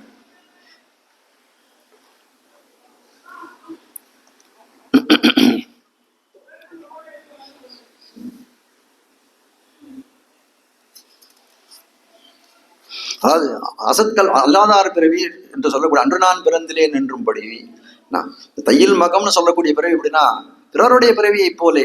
அதனால என்ன சொல்றார், அன்று நான் பிறந்திலேன், நான் நீ பிறக்கவே இல்லை, ஞானம் பிறக்கல என்னும்படி அசத்கல்பமாயிரேன்னு. சத்துனா இருக்கக்கூடியது, அசத்கல்பம் அப்படின்னு சொன்னா அதை வந்து நான் பிறவியாவே, சத்து அசத்துனா இல்லை, அசத்துனா இருக்கிறது, அசத்துனா இல்லாத தன்மை, அபாவம் அந்த இடத்துல தெரிவிக்கக்கூடிய இன்மை அப்படின்னு சொல்லக்கூடிய ஒரு தன்மையை தெரிவிக்கக்கூடியது. அசத்கல்பமாயிரே, அன்னைக்கு நான் இருக்கவே இல்லை, நீங்க பிறந்த நாள் சொல்ற, அன்னைக்கு நான் பிறக்கவே இல்லை என்று சொல்லும்படியா அசத்கல்பமாயிர இருப்பது. பிறந்த பின் மறந்திலேன், அதுக்கு மேல சொல்றாரு, பிறந்த பின் மறந்திலேன் என்று சொன்னது என்னன்னா, பகவத் சம்பந்த ஞானமுடைய ஜென்மத்தையே இவர் ஜென்மமாக அருளி செய்தது, அதுதான் பிறந்த நாள் எனக்கு என்று தெரிவிக்கிறார். இப்படி அவதரித்து அருளின விசேஷமான திருநட்சத்திரம் என்று விசேஷக்கியர் ஆனவர்களால் அந்த பிரதிபக்தியோட பரிபாலிக்கப்படும் அதாயிருக்கும்.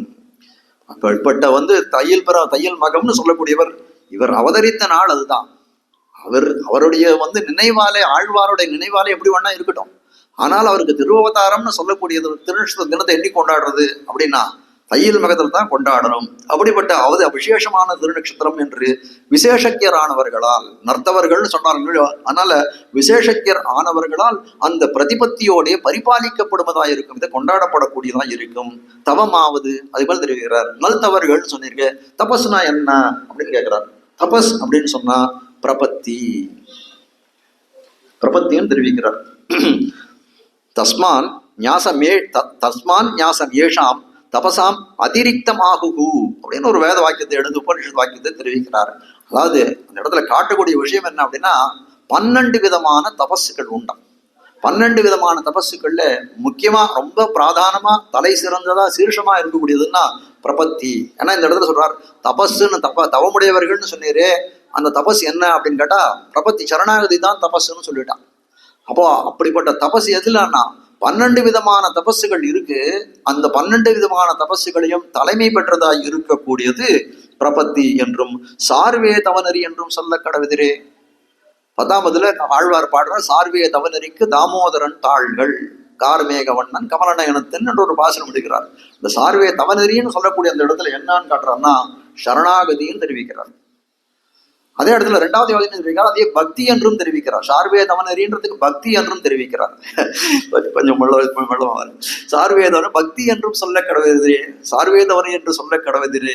ஆக காட்ட வந்த விஷயம் நல்தவர்கள் என்றால் தபஸ் பண்ணவர்கள் இல்ல, சரணாகதி பண்ணி கீழே அதை தான் பிடிச்சுட்டே வர்றார். அந்த பிரதிபதார்த்தத்துல காட்டக்கூடிய காலத்துல நல்தவர்கள்னு சொல்லக்கூடிய காலத்துல இது ஏதாவது சாதனத்துல இழிந்தவர்கள் யாராவது சொல்லிட போறாளே அப்படின்றதுனால அந்த இடத்துல என்ன காட்ட வர்றாருன்னா ரொம்ப ஜாக்கிரதையா இல்ல சரணாகதி பண்ணவர்கள் அப்படின்னு அந்த இடத்துல காமிச்சா, வழியில் அப்படியே நடுவில் ஏதோ இன்னொரு இடத்துல காமிச்சார். இப்போ அந்த இடத்துல இதை காட்டுறார்.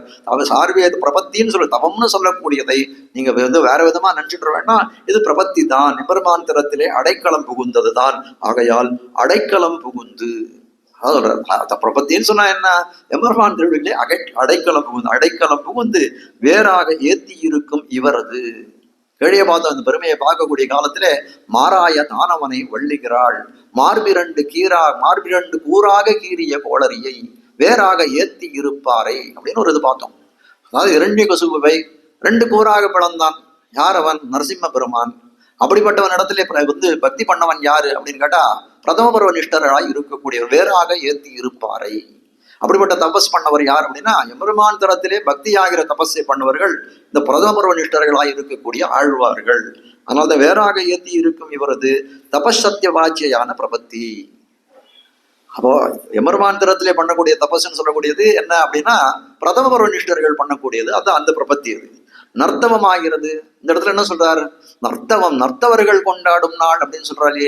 தபசை பத்தி இங்க பிரஸ்தாவமே இல்லையே அப்படின்னா, நர்த்தவம் என்று சொல்லக்கூடியது ஆச்சாரிய அபிமான நிஷ்டை. ஆச்சாரிய அபிமான நிஷ்டை தான் இந்த இடத்திலே நல்தவம் என்று சொல்லப்படுகிறதா இருக்கிறது என்று காட்டுகிறார்கள். மற்றவரை சாத்தி இருப்பார் தவம், அதுதான் எப்படி சொல்றா அப்படின்னா, மற்றவரை சாத்தி இருப்பார் தவம் வேறாக ஏத்தி இருப்பாரை வெல்லுமே. மற்றவரை சாத்தி இருப்பார் தவம் அப்படின்னா, ஆச்சாரிய அபிமான நிஷ்டையிலே இருக்கக்கூடியவர் தவமானது பகவானே எல்லாம் உபாயம் உபேயம் என்று சொல்லக்கூடியவருடைய பிரபத்தியை காட்டிலும் விஞ்சியதாயிருக்கும். கெழியார்த்தம் அதே அர்த்தம் திருப்பி இந்த இடத்துல காட்டுற என்ன கடவுதிரே. அப்படிப்பட்ட அந்த உடையவர்கள் யார்? வேறாக ஏத்தி இருப்பாரை வெல்லுமே என்று சொல்லும்படியாய் மற்றவரை சாத்தி இருப்பார் தவம்னு நீங்க சொல்றீங்களே, அப்படி சாத்தி இருக்கக்கூடிய சரமபுர நிஷ்டர்கள் யார் என்று கேட்கக்கூடிய காலத்திலே அத்தை உடையவர்கள் ஆகிறார் கணிகண்ணர் பெரும்புலியூர் அடிகள் போலவார். கணிகண்ணர்னு சொல்லக்கூடியவர் திருமிஷாழ்வாருக்கு இவ்விடத்திலே சிஷ்யராக இருந்தவர். பெரும்புலியூர் அடிகள்னு சொல்லக்கூடிய அதே மாதிரி அவர் அந்த தெற்க அந்த கும்பகோணம் பக்கத்துல பெரும்புலியூர்ன்ற இடத்துல திருவையார் பக்கத்துல எழுந்தருள் இருந்தவர். அவருக்கு திருமழிசை ஆழ்வாருடைய பெருமையை நன்கு உணர்ந்தவர். அவர் ஒரு தடவை தன்னுடைய யாகத்திலே திருமழிசை ஆழ்வாருக்கு அக்ரபூஜை எல்லாம் கொடுத்தவர். திருமழிசை ஆழ்வார் சரித்திரத்தில் நிறைய அதில் தெரிவிக்கிறார்கள். பெரும்புலியூர் அடிகள் போல்வார் இத்தால் ஆச்சாரிய அபிமான நிஷ்டர்க்கு இது அவசியம் ஆதரணீயம். தையில் மகம்னு சொல்லக்கூடிய யாருக்கு ஆதரணீயம் அப்படின்னு கேட்டா, எல்லாரையும் காட்டிலும் ஆச்சாரிய அபிமான நிஷ்டர்களாய் இருக்கக்கூடியவர்கள் ஆதரணீயமாய் இருக்கக்கூடிய நாள் இது என்று தெரிவிக்கிறார். அதோட இந்த தையில் மகத்துக்கு உண்டான வியாக்கியானத்தை முடித்து விடுகிறார் புலவஞ்சியர் சுவாமி. மேலே தை முடிஞ்சது, மாசி கருகிறார். 13ஆம் பாட்டு. மாசி புனர்பூசம் காண்மின் இன்னும் மண்ணுலகீர் தேசி திவசத்துக்கு ஏதென்னில் பேசுகின்றேன் கொல்லிநகர்கோன் குலசேகரன் பிறப்பால் நல்லவர்கள் கொண்டாடும் நாள். முன்னாடி நத்தவர்கள் கொண்டாடும் நாள் சொன்னார். இந்த இடத்துல குலசேகர பெருமாளை சொல்லக்கூடிய காலத்துல நல்லவர்கள் கொண்டாடும் நாள் என்று தெரிவிக்கிறார். இப்படிப்பட்ட குலசேகர பெருமாள் பிறந்த நாள் எதுன்னா மாசிப்புணர் பூசம். அதை நான் உங்களுக்கு சொல்லுகிறேன். மாசிப்புணர் பூசம்னு சொல்லக்கூடிய அந்த குலசேகரன் மாசிப்புணர் பூசத்திலே திருவவதாரம் செய்த குலசேகர பெருமாளுடைய விஷயங்களை இவ்விடத்திலே வைபவங்களை இவ்விடத்திலே தெரிவிக்கிறேன் என்று ஆரம்பிக்கிறார் மாமுனிகள். மண்ணுலகீர், பூலோகத்தில் உள்ளவர்களே, இன்றைய தினம் மாசி புனர்பூசம், மாசி மாதத்திலே புனர்பூச நட்சத்திரம் என்று காண்மின் கண்டு கொள்ளுங்கோள். இத்திவசத்துக்கு தேசு ஏதெனில், இந்த தினத்துக்கு பெருமதிப்பு என்ன அப்படின்னு கேட்டா, பேசுகின்றேன், அதை உங்களுக்கு சொல்லுகின்றேன். அதாவது கொல்லிநகர்கோன், கொல்லி என்னும் நகரத்துக்கு தலைவரான குலசேகர ஆழ்வாருடைய பிறப்பால் அவதாரத்தால் நல்லவர்கள் பெரியோர்கள் கொண்டாடக்கூடிய நாளாகும் என்று தெரிவிக்கிறார்.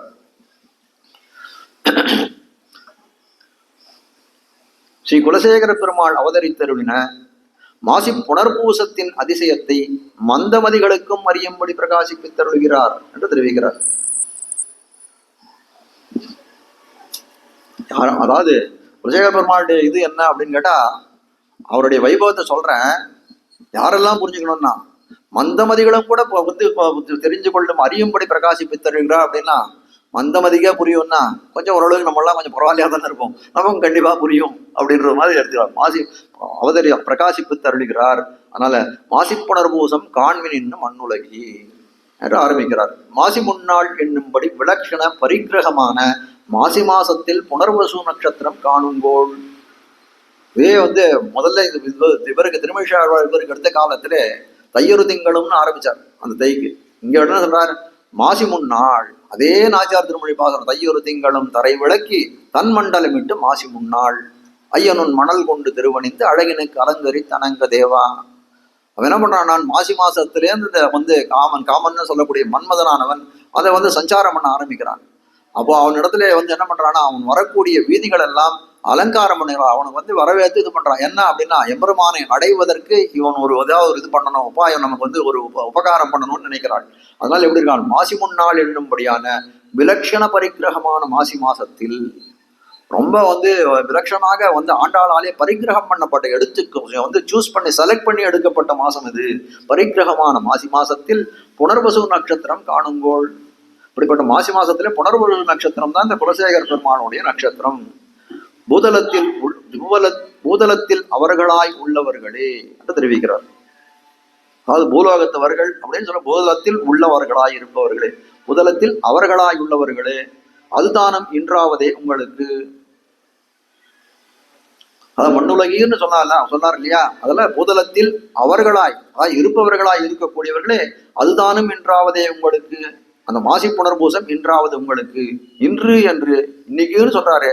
இன்னைக்கு மாசி புனர்பூசம் என்னைக்கு சொல்றாரு, இப்ப நம்ம இன்னைக்குதான் அனுபவிக்கிறோம். அது இன்னைக்குதான் மாசி புனர்பூசம், அவன் இன்னைக்குதான் மாசி புனர்பூசம் என்று சொல்லும்படியா இருக்கக்கூடியது. பூத பவிஷ்யத்தாய் உள்ளது, வர்த்தமானம் போலே தோன்றுகிறது. பூத பவிஷ்யம்னா பூதம் சொல்லக்கூடியது கடந்த காலம். கடந்த காலம் வந்து மாசி புனர்பூசம் எப்போ வருது, போன வருஷம் எப்போ வந்ததுன்னா போன வருஷம் முடிஞ்சு போச்சு. இனிமேட்டு எப்போ வருது, இப்பதானே மார்கழி மாசம் தை பிறந்து மாசி வந்தது, இப்பதான் வரும். அப்போ பவிஷ்யத்தா இருக்கக்கூடிய இன்னும் 2 மாதம் கழிச்சு வருது. பூதமா இருக்கக்கூடிய 10 மாசத்துக்கு முன்னாடி போயிடுத்து. ஆனா எப்படி இருக்கும், மனாவணிகள் சொல்லும் போது மாசி புனர்பூசம் காண்மினின்னு இன்னைக்கு மாசி புனர்பூசம் என்று வர்த்தமான காலத்திலே நிகழ்காலத்திலே சொல்வதாலே எப்படி இருக்குன்னா, அது அவர் வந்து ஆதராதிசயத்தை தெரிவிக்கும்படி இருக்கிறது காட்டுகிறார்கள். வர்த்தமானம் போலே தோற்றுகிறது, இன்று போலே தோற்ற நிகழ்காலம் போலே தோற்றுகிறது. எதனால அப்படின்னா, தம்முடைய ஆதராதிசயத்தாலே அவர்களை வந்து குலசேகர பெருமாள் திறத்திலே மாமுனிகளுக்கு இருக்கக்கூடிய ஆதரத்தாலே இந்த மாதிரி தெரிவிக்கிறார் என்று காட்டுகிறார். மாசி புனர்பூசம் சைத்திர மாசத்தில் புனர்வசு நட்சத்திரத்திலே ஆய்த்து சக்கரவர்த்தி திருமகன் அவதரித்தருளினது. அதாவது புலராஞ்சியருடைய ஒரு செயலி என்னன்றது இப்போ எல்லாருக்குமே புரிஞ்சுட்டுருவோம். அதாவது யாரோ ஒருத்தர் திருநட்சத்திரம் சொல்லி அவருடைய வைபவத்தை சொல்லக்கூடிய காலத்துல மீதி இருக்கக்கூடிய வந்து அதே இதுல இருக்கக்கூடிய நட்சத்திரங்களை எல்லாரையும் விடாத சொல்லிட்டே வர்றார். நம்ம ஏற்கனவே பார்த்தோம், ஐப்பசி ஓணம் சொல்லக்கூடிய காலத்திலே புலலோகாச்சார் எல்லாம் தெரிவிச்சார். வந்து கார்த்திகை சொல்லக்கூடிய காலத்துல திருமங்கை ஆழ்வார் கூட திருக்கலிகண்ணிதாசர்னு சொன்னார். அதே போல இப்ப இந்த இடத்துல என்ன பண்றாரு, இதை கீழே சொல்லும் போது வைகாசி ரோகிணில திருக்கோட்டியூர் நம்பி திருவதாரம் பண்ணார், ரோகிணியில கண்ணன் அவதாரம் பண்ணார் என்றெல்லாம் தெரிவித்தார். இப்ப என்ன பண்றாரு, புனர்வசுன்னு சொல்லக்கூடிய காலத்துல சாட்சாத்தாக அந்த ராமன் எம்பெருமான் சக்கரவர்த்தி திருமகன் திருவதாரம் பண்ணின புனர்வசு நட்சத்திரம். எப்படிப்பட்டவன் இருக்கிறான் அந்த ராமன் சொல்லக்கூடியவன். எல்லையில் சீர தயரதன் மகனாய் தோன்னித்து அது முதலா தன்னுலகம் புக்கதீரா. பெருமாள் திருமொழியிலே வாழ்றார். எல்லையில் சீர் தயரதன் தன் மகனாய் தோன்னித்து அது முதலா தன்னுலகம் புக்கதீரா. அவன் இருக்கிற வரைக்கும் என்ன பண்ணா, தசரதன் மகனாய் பிறந்து போகக்கூடிய காலம் வரைக்கும் எப்படி இருக்கான் என்று தத் வைபவத்தை பிரதிபாதிக்கும் அவர். அவருடைய வைபவத்தை எல்லாம் தன்னுடைய பெருமாள் திருமொழியிலே தெரிவித்தார் என்று காட்டுகிறார்கள். அது மட்டும் இல்ல, ஏன் இந்த மாதிரி அப்படின்னு கேட்டா, சத்திரியர் குலத்திலே அவனும் பிறந்தான் இவனும் பிறந்தான். யாரு, குலசேகர ஆழ்வாரும் சத்திரிய குலத்திலே தான் பிறந்தார். சக்கரவர்த்தி திருமகன் சொல்லக்கூடியவன் சத்திரிய குலத்திலே தான் பிறந்தார். அவரும் வந்து அயோத்தி நகரத்துக்கு ராஜா, இவர் கொல்லி மாநகரத்துக்கு ராஜா. அதனால என்ன பண்ணாராம், இவரும் ராஜா அவரும் ராஜா. அதனாலதான் புனர்வசுவோம், 2 பேரும் புனர்வசு நட்சத்திரம் ஒரே ராஜாவா இருக்கா, அதனால்தான் புனர்வசுவா. இது எல்லையில் தத் வைபவத்துக்கு பிரதிபாதிக்கும் அவராகையாலே இவருக்கு நட்சத்திரமும் அது வாய்த்து. அதான் சொல்றாரு, இவரும் ராஜா அவரும் ராஜா, இவரும் சத்திரியர் அவரும் சத்திரியர், புனர்வசு 2 பேருக்கு புனர்வசு நட்சத்திரம் அதனால்தான் சேர்ந்ததோ என்று சொல்லும்படியா இருக்கக்கூடியது என்று காட்டுகிறார்கள். ராஜகுலங்களிலே அவதரிப்பார்க்கு நட்சத்திரமும் அதுவாக வேணும் போலே காணும். அதுமாதிரி சொல்றாரு, ராஜகுலத்துல இது பண்ணா இந்த மாதிரி நட்சத்திரம் கூட வந்து ஒன்னா சம்பவிக்கும் போல இருக்கு, ஒரு ஐக்கமத்தியம் இருக்கும் போல இருக்கு என்று காட்டுகிறார். இப்படி பகவத் சம்பந்தமுடைய திருநட்சத்திரம் ஆய்த்து இவர் அவதரித்தது. இதுவரைக்கும் நான் சொன்னது என்னன்னா, மாசி புனர்பூசம் குலசேகர ஆழ்வார் திருநட்சத்திரம், குலசேகர ஆழ்வார் திருநட்சத்திரம் சொல்லின்னு வந்தனே.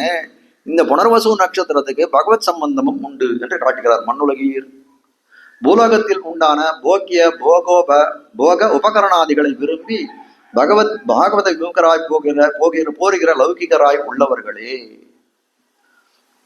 அதாவது இந்த பூலோகத்தில் மண்ணுலகுன்னு சொல்லக்கூடிய காலத்திலே இந்த பூலோகத்துல எவ்வளவோ விஷயங்கள் இருக்கு, சப்தாதி விஷயங்கள்னு சொல்லக்கூடிய பல விஷயங்கள் போக்கியமாக இருக்கிறது. அப்ப அந்த போகத்தை இந்த போக்கியத்தை அனுபவிப்பதற்கு எவ்வளவு உபகரணங்கள், பல கருவிகள் இருக்குது. உபகரணாதிகளை விரும்பி அதெல்லாம் விரும்பி பாகவத விமுகராய் போகிற லௌகிகராய் உள்ளவர்களே. அதாவது பாகவத விஷயத்திலே விமுகராய், அதுல எந்த விதமான இச்சையும் இல்லா, எல்லாம் அதுல ஒரு உதாசீனத்தை காட்டக்கூடியவர்களாய் இருக்கிற லௌகிகராய் இருக்கிறவர்களே அந்த வைமுக்கியத்தை தவிர்ந்து, அந்த துவேஷத்தை தவிர்த்து என்ன பண்ணணும், நான் சொல்லுகிற அர்த்தத்தை புத்தி பண்ணுங்கோள். இப்போ நான் சொல்லக்கூடிய விஷயத்தை நீங்க உலக விஷயங்கள்ல நீங்க செலுத்தக்கூடிய அன்பை நான் சொல்லக்கூடிய விஷயத்திலே செலுத்துங்கோள் என்று இந்த இடத்துல ஒரு கோரிக்கையை வைக்கிறார். விண்ணாட்டில் உண்டானவர்கள் விசேஷஞரே. அக்மல் சொல்றார், நீங்கள்லாம் இப்படி இருக்கிறதுக்கு காரணம் என்ன தெரியுமா, நம்ம இருக்கக்கூடிய தேசம்தான். எப்படி இருக்கார், விண்ணாட்டில் இருக்கக்கூடியவர்கள்லாம் விசேஷக்கர், நல்ல தெளிந்த ஞானம் பொருந்தியவராக இருக்கார். இதனால அப்படின்னா அவர்கள் இருக்கக்கூடிய தேசம் அப்படி இருக்கிறது. எந்த விதமான அப்பா இருக்கக்கூடிய தமசோ ரஜஸோ அந்த குணங்கள் கலக்காத தேசமா இருக்கக்கூடியதான், சுத்த சத்துவமா இருக்கக்கூடியது.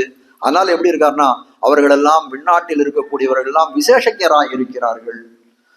இங்க அவிசேஷஞராய் நம்மளுடைய நிலைமை என்ன அப்படின்னா அவிசேஷஞராய் அதுக்கு எதிர்த்தட்டாய் இருக்கிறோம். நமக்கு என்னன்னா அஞ்ஞானம் பீடிக்கப்பட்டிருக்கிறோம். அதுக்கு மேல என்ன சொல்றான், நம்ம ஞானம் இருக்குதுன்னு சொல்லக்கூடியது கூட அந்த எந்த விஷயத்துல இருக்கு ஞானம் அப்படின்னா உண்டியே உடையே உகந்தோடும். எங்க சாப்பாடு போடுறான்னா அவன் பின்னாடி போக வேண்டியது, எங்கேயாவது ஒரு இடத்துல வஸ்திரதானம் பண்றான்னா அவங்க கிட்ட போய் நிக்கிறது, இருக்கிறவங்க கூட போய் நிக்கிறான் ஐயா என்று தெரிவிக்கிறார். இதுவா எப்ப பார்த்தாலும் என்ன நினைக்கிறது, எத்த சாப்பிடலாம், என்ன ட்ரெஸ் வாங்கலாம், என்ன நகையை வாங்கி போட்டுக்கலாம், இப்படியா நம்மளுடைய வாழ்க்கையில் செல்ல வேண்டும் என்று தெரிவிக்கிறார். அதனாலதான் நம்ம என்ன சொல்றாரு, அவிசேஷகீரே. நமக்கு என்ன சொல்ற, பாக்குறதுக்கு கேட்கறதுக்கு ரொம்ப டைட்டில் ரொம்ப நல்லா இருக்கு. அவிசேஷகீர், நம்மளாம் என்ன பேர் சொல்லிக்கலாம், அவிசேஷகீரான சம்பத்குமாரன் அப்படின்னு சொல்லிட்டா கேட்கறதுக்கு நல்லாதான் இருக்கும். நிஜமான தன்மையை ஒரு அந்த அவிசேஷகீர்னு சொல்லக்கூடிய தன்மை அப்படி இருக்குன்னா அது ரொம்ப நீச்சமான தன்மை என்று காட்டுகிறார். மாறனார் வரிவெஞ்சிலை காட்சி இது போருகிற உண்டியே உடைய உகந்தோடும் பெருமாள் திருமணியில காட்டாரு. அதுக்கு மேல் சொல்றாரு, மாறனார் வரிவெஞ்சிலை காட்சி இது போருகிற உங்களுக்கு நான் உபதேசிக்க வேண்டுவது. வேற யாருக்கு நான் உபதேசம் பண்ண வேண்டும், உங்களுக்கு தான் உபதேசம் பண்ண வேண்டும். ஏன் அப்படின்னு கேட்டா மாறனார் வரிவெஞ்சிலைக்கு, மாறனார்னு சொல்லக்கூடியது காமதேவன். காமதேவன் ஒரு கரும்பு வில்ல வச்சுட்டு அவனை எல்லாரையும் ஆட்சி புரிகிறானா எல்லாரும். அதனால என்ன ஆடுறான், அந்த மனசுலேயே ஒரு விகாரம் ஏற்படுகிறது, காமம் ஏற்படுவதற்கு காரணமா இருக்கும். அதனாலதான் அவன் காமதேவன். மாறனார் வரிவெஞ்சிலைக்கு ஆட்சி இது போகிற உங்களுக்கே நான் உபதேசம் செய்ய வேண்டுவது. அதனால என்ன சொல்றாரு, காம பீடித்தராய் நீங்கள் இருக்கிறீர்கள், ஆனால் அதை விட்டு நீங்கள் வெளியில வரணுமே. அது ரொம்ப நஸ்வரமானதே, உங்களை ரொம்ப நரகத்துல கொண்டு போய் தள்ளக்கூடியதா இருக்கிறது. அதனால நீங்க அதுல விட்டு வெளியில வர வேணும். அப்படிப்பட்ட உங்களுக்கு நான் உபதேசம் பண்ணிதான். எவனோ ஒருத்தன் நன்னா இருக்கக்கூடியவனுக்கு ஞானம் பொருந்தியவனுக்கு உபதேசம் பண்ண வேண்டியது என்ன. இப்ப சொல்லுவார், அந்த ஸ்கூல்ல படிக்கக்கூடிய காலத்துல சொல்றாரு, நல்லா படிக்கக்கூடிய பையன் அவன் எப்படி இருந்தாலும் வாத்தியார் பாடம் நடத்தலன்னா கூட படிச்சிருவான். சாதாரண வாத்தியார் யாருக்கு பாடம் நடத்துறது அப்படின்னு கேட்டா நல்லா படிக்காத பையன் தான் பாடம் நடத்தணும். ஆனால் என்ன பண்றாரு, மாவுனி என்ன சொல்றாரு, இந்த உலகத்துல நான் உபதேசம் பண்ணணும் அப்படின்னா எப்பேற்பட்டவருக்கு ஞானம் பொருந்தியவனுக்கு நான் என்ன உபதேசம் பண்ணணும், அவனுக்கு இருக்க ஞானத்தை கொண்டு அவனே எப்படியாவது உஜ்ஜீவனத்தை அடைந்து விடுவான். அதாவது தெளிந்த ஞானம். இங்க அடுத்த ஞானம் சொல்றது கேவலமான சில்ப நைப்புணம்னு சொல்லக்கூடிய ஞானம் இல்லை, பகவத் ஸ்வரூப ஞானம் புரிந்தியவனாய் இருக்கக்கூடியவன் எப்படி என்ன பண்ணுவான், அவன் தன்னுடைய உஜ்ஜீவனத்துக்கு அதை வழியை பார்த்து கொள்வான், அவர் ஒரு ஆச்சாரியன் திருவடியை அடைந்து. ஆனால் அது இல்லாதவர்கள் எப்படி இருக்கார்கள், மாறனார் வரிவெஞ்சிலை காட்சியும் என்றும் உண்டியே உடைய உகந்தோடும் என்று சொல்லக்கூடிய இந்த சேதனர்கள் என்ன பண்ணுவார், அவர்களுக்கு உபதேசம் பண்ண வேண்டியதான் என்னுடைய கடமை என்று எல்லாம் முதல்ல அதான் சொல்லிட்டு வர்றார்.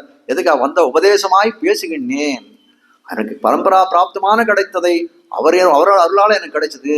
நான் என்ன நினைக்கிறேன், நீங்களெல்லாம் உஜ்ஜீவித்து போக வேணும், எனக்கு என்ன குரு முகேன வந்தது. ஆனால் இதை பிரபந்தீகரித்து ஒரு பிரபந்தமாக இந்த உலகத்திலே ஆக்கி அதனாலே அனைவரும் உஜ்ஜீவிக்க வேணும், பெண்புள்ளாரும் உஜ்ஜீவிக்க வேணும் அப்படின்னு தான் மாமனியோட விசாலமான ஹிருதயமாக இடத்துல இருக்கிறது. மாறனார் வரிவெஞ்சலைக்கு ஆட்சி இது போகிற உங்களுக்கே நான் உபதேசிக்க வேண்டுவது. உங்களுக்கு நான் தான், அதனால தானே உங்களுக்கு நான் உபதேசம் பண்ணுங்க. இப்படி எங்களுக்கு உபதேசிக்க கடியான இத்திவசத்தினுடைய பெருமதிப்பு தான் ஏதென்ன.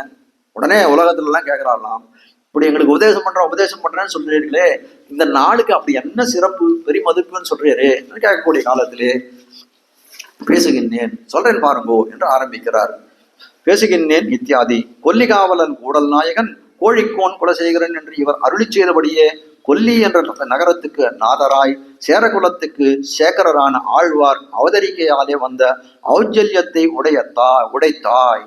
இந்த நாளுக்கு என்ன பெருமை தெரியுமா? கொல்லிகாவலன், கூடல் நாயகன், கோழிக்கோன் குலசேகரன் அப்படின்னு தானே தனக்கு எல்லாம் இந்த அடைமொழி இந்த விசேஷங்களை எல்லாம் பெருமாள் தனக்கு தானே தட்டுகிறார். அப்படிப்பட்டவராய் கொல்லிகாவலன், கூடல் நாயகன், கோழிக்கோன் குலசேகரன் என்று சொல்றான். கொல்லி என்ற பிரதேசத்துக்கு நாயகனாய் இருக்கக்கூடியவன். அப்படிப்பட்டவன் என்ன பண்ணவன்? கோழிக்கோன் சொல்லக்கூடிய குலசேகரன். இவர் அருளி செய்தபடியே கொல்லி என்ற நகரத்துக்கு நாதராய் சேரகுலத்துக்கு சேகரராய் அதாவது சிகரமாய் ஆழ்வார் அவதரிக்கையாலே வந்த ஔஜல்யம். அதனால என்ன ஆகுதுன்னா அந்த நாளுக்கு ஒரு பிரகாசனம் ஏற்பட்டது, ஒரு பெரிய பெருமை கீர்த்தி ஏற்பட்டது. ஔஜல்யத்தை உடைத்தாய் அத்தாலே. அதனால என்ன ஆகுதுன்னா சத் பரிகிராஹியமாய் இருக்கைனா அனைவரும் பற்றக்கூடிய கிராஹியம்னா பற்றக்கூடிய, பரிகிராஹியம்னா இன்னும் விரும்பி பற்றக்கூடியதா இருக்கிறதுன்னு காட்டுகிறார். சப் பரிகிராஹியமாய் இருக்கை. குலசேகரன் பிறப்பென்றால் உடல் பிறவி அன்றிக்கே உயிர் பிறவியாயிர இருப்பது. குலசேகரன் பிறந்த நாள்னு சொல்றோமே, அது எப்படி இருக்கும்னா உடல் பிறவி அன்று உயிர் பிறவியாயிர இருப்பது. இப்போ 2 பிறவி இந்த இடத்துல காட்டுறார் இல்லையா? ஊனேறு செல்வத்து உடல் பிறவியான் வேண்டேன், ஆனேறில் நான் அடிமை திறமல்லால் கோனேறு சங்கமிடத்தான் தன் வேங்கடத்து கோனேறி வாழும் குறுகாய் பிறப்பேனே. இவர் என்ன நினைக்கிறார்? எனக்கு இந்த உடல் பிறவிலாம் எனக்கு வேண்டாம், இந்த உடல் பிரிவை வச்சுட்டு நான் என்ன பண்ண போறேன்? குஷ்யதே எஸ்ஸநகரே ரசநகரே குஷ்யதே எஸ்ஸநகரே ரங்கயாத்ரா தினே தினே என்று சொல்லும்படியாய் அனுதினமும் நான் ஸ்ரீரங்கத்துக்கு போகணும்னு பாரித்து கொண்டிருக்கிறார். அதுக்கு முடியாத என்ன பண்றார்? ராஜ்யபாரத்தை யாராவது மந்திரிகள் ஏதாவது கொண்டு ஏதாவது ஒரு விஷயத்தை கொண்டு அவர் தலையில் வச்சுடுறாரு. அதனால என்ன பண்றாரு? அதனால போகவே முடியலையேன்றாரு. அப்ப என்ன பண்றாரு? எதுக்கு இந்த ராஜ்யபாரம்? ஒரு ராஜாவா ஒரு மனுஷனா பிறந்தனால தான் ராஜாவெல்லாம் இருக்கேன். ஒரு திரையக்காவோ ஸ்தாவரமாகவோ ஒரு விலங்காகவோ ஒரு மரமாவோ கொடியாவோ செடியாவோ இருந்தேன்னா இந்த மாதிரியான கஷ்டம் எல்லாம் இல்லையே அப்படின்னு அவரே வேண்டுகிறார் இல்லையா?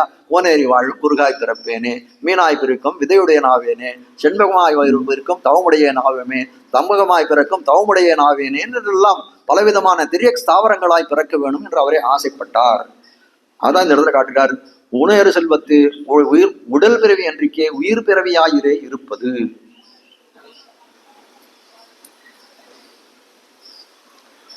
ஆனால் தெரிவிக்கிற மேல என்ன சொல்றார்? அவர் ஆசைப்பட்டது என்னன்னா எம்பெருமானுக்கு கைங்கரியம் பண்ணணும், அதுக்கு உகந்த ஜென்மமா இருக்கணும்.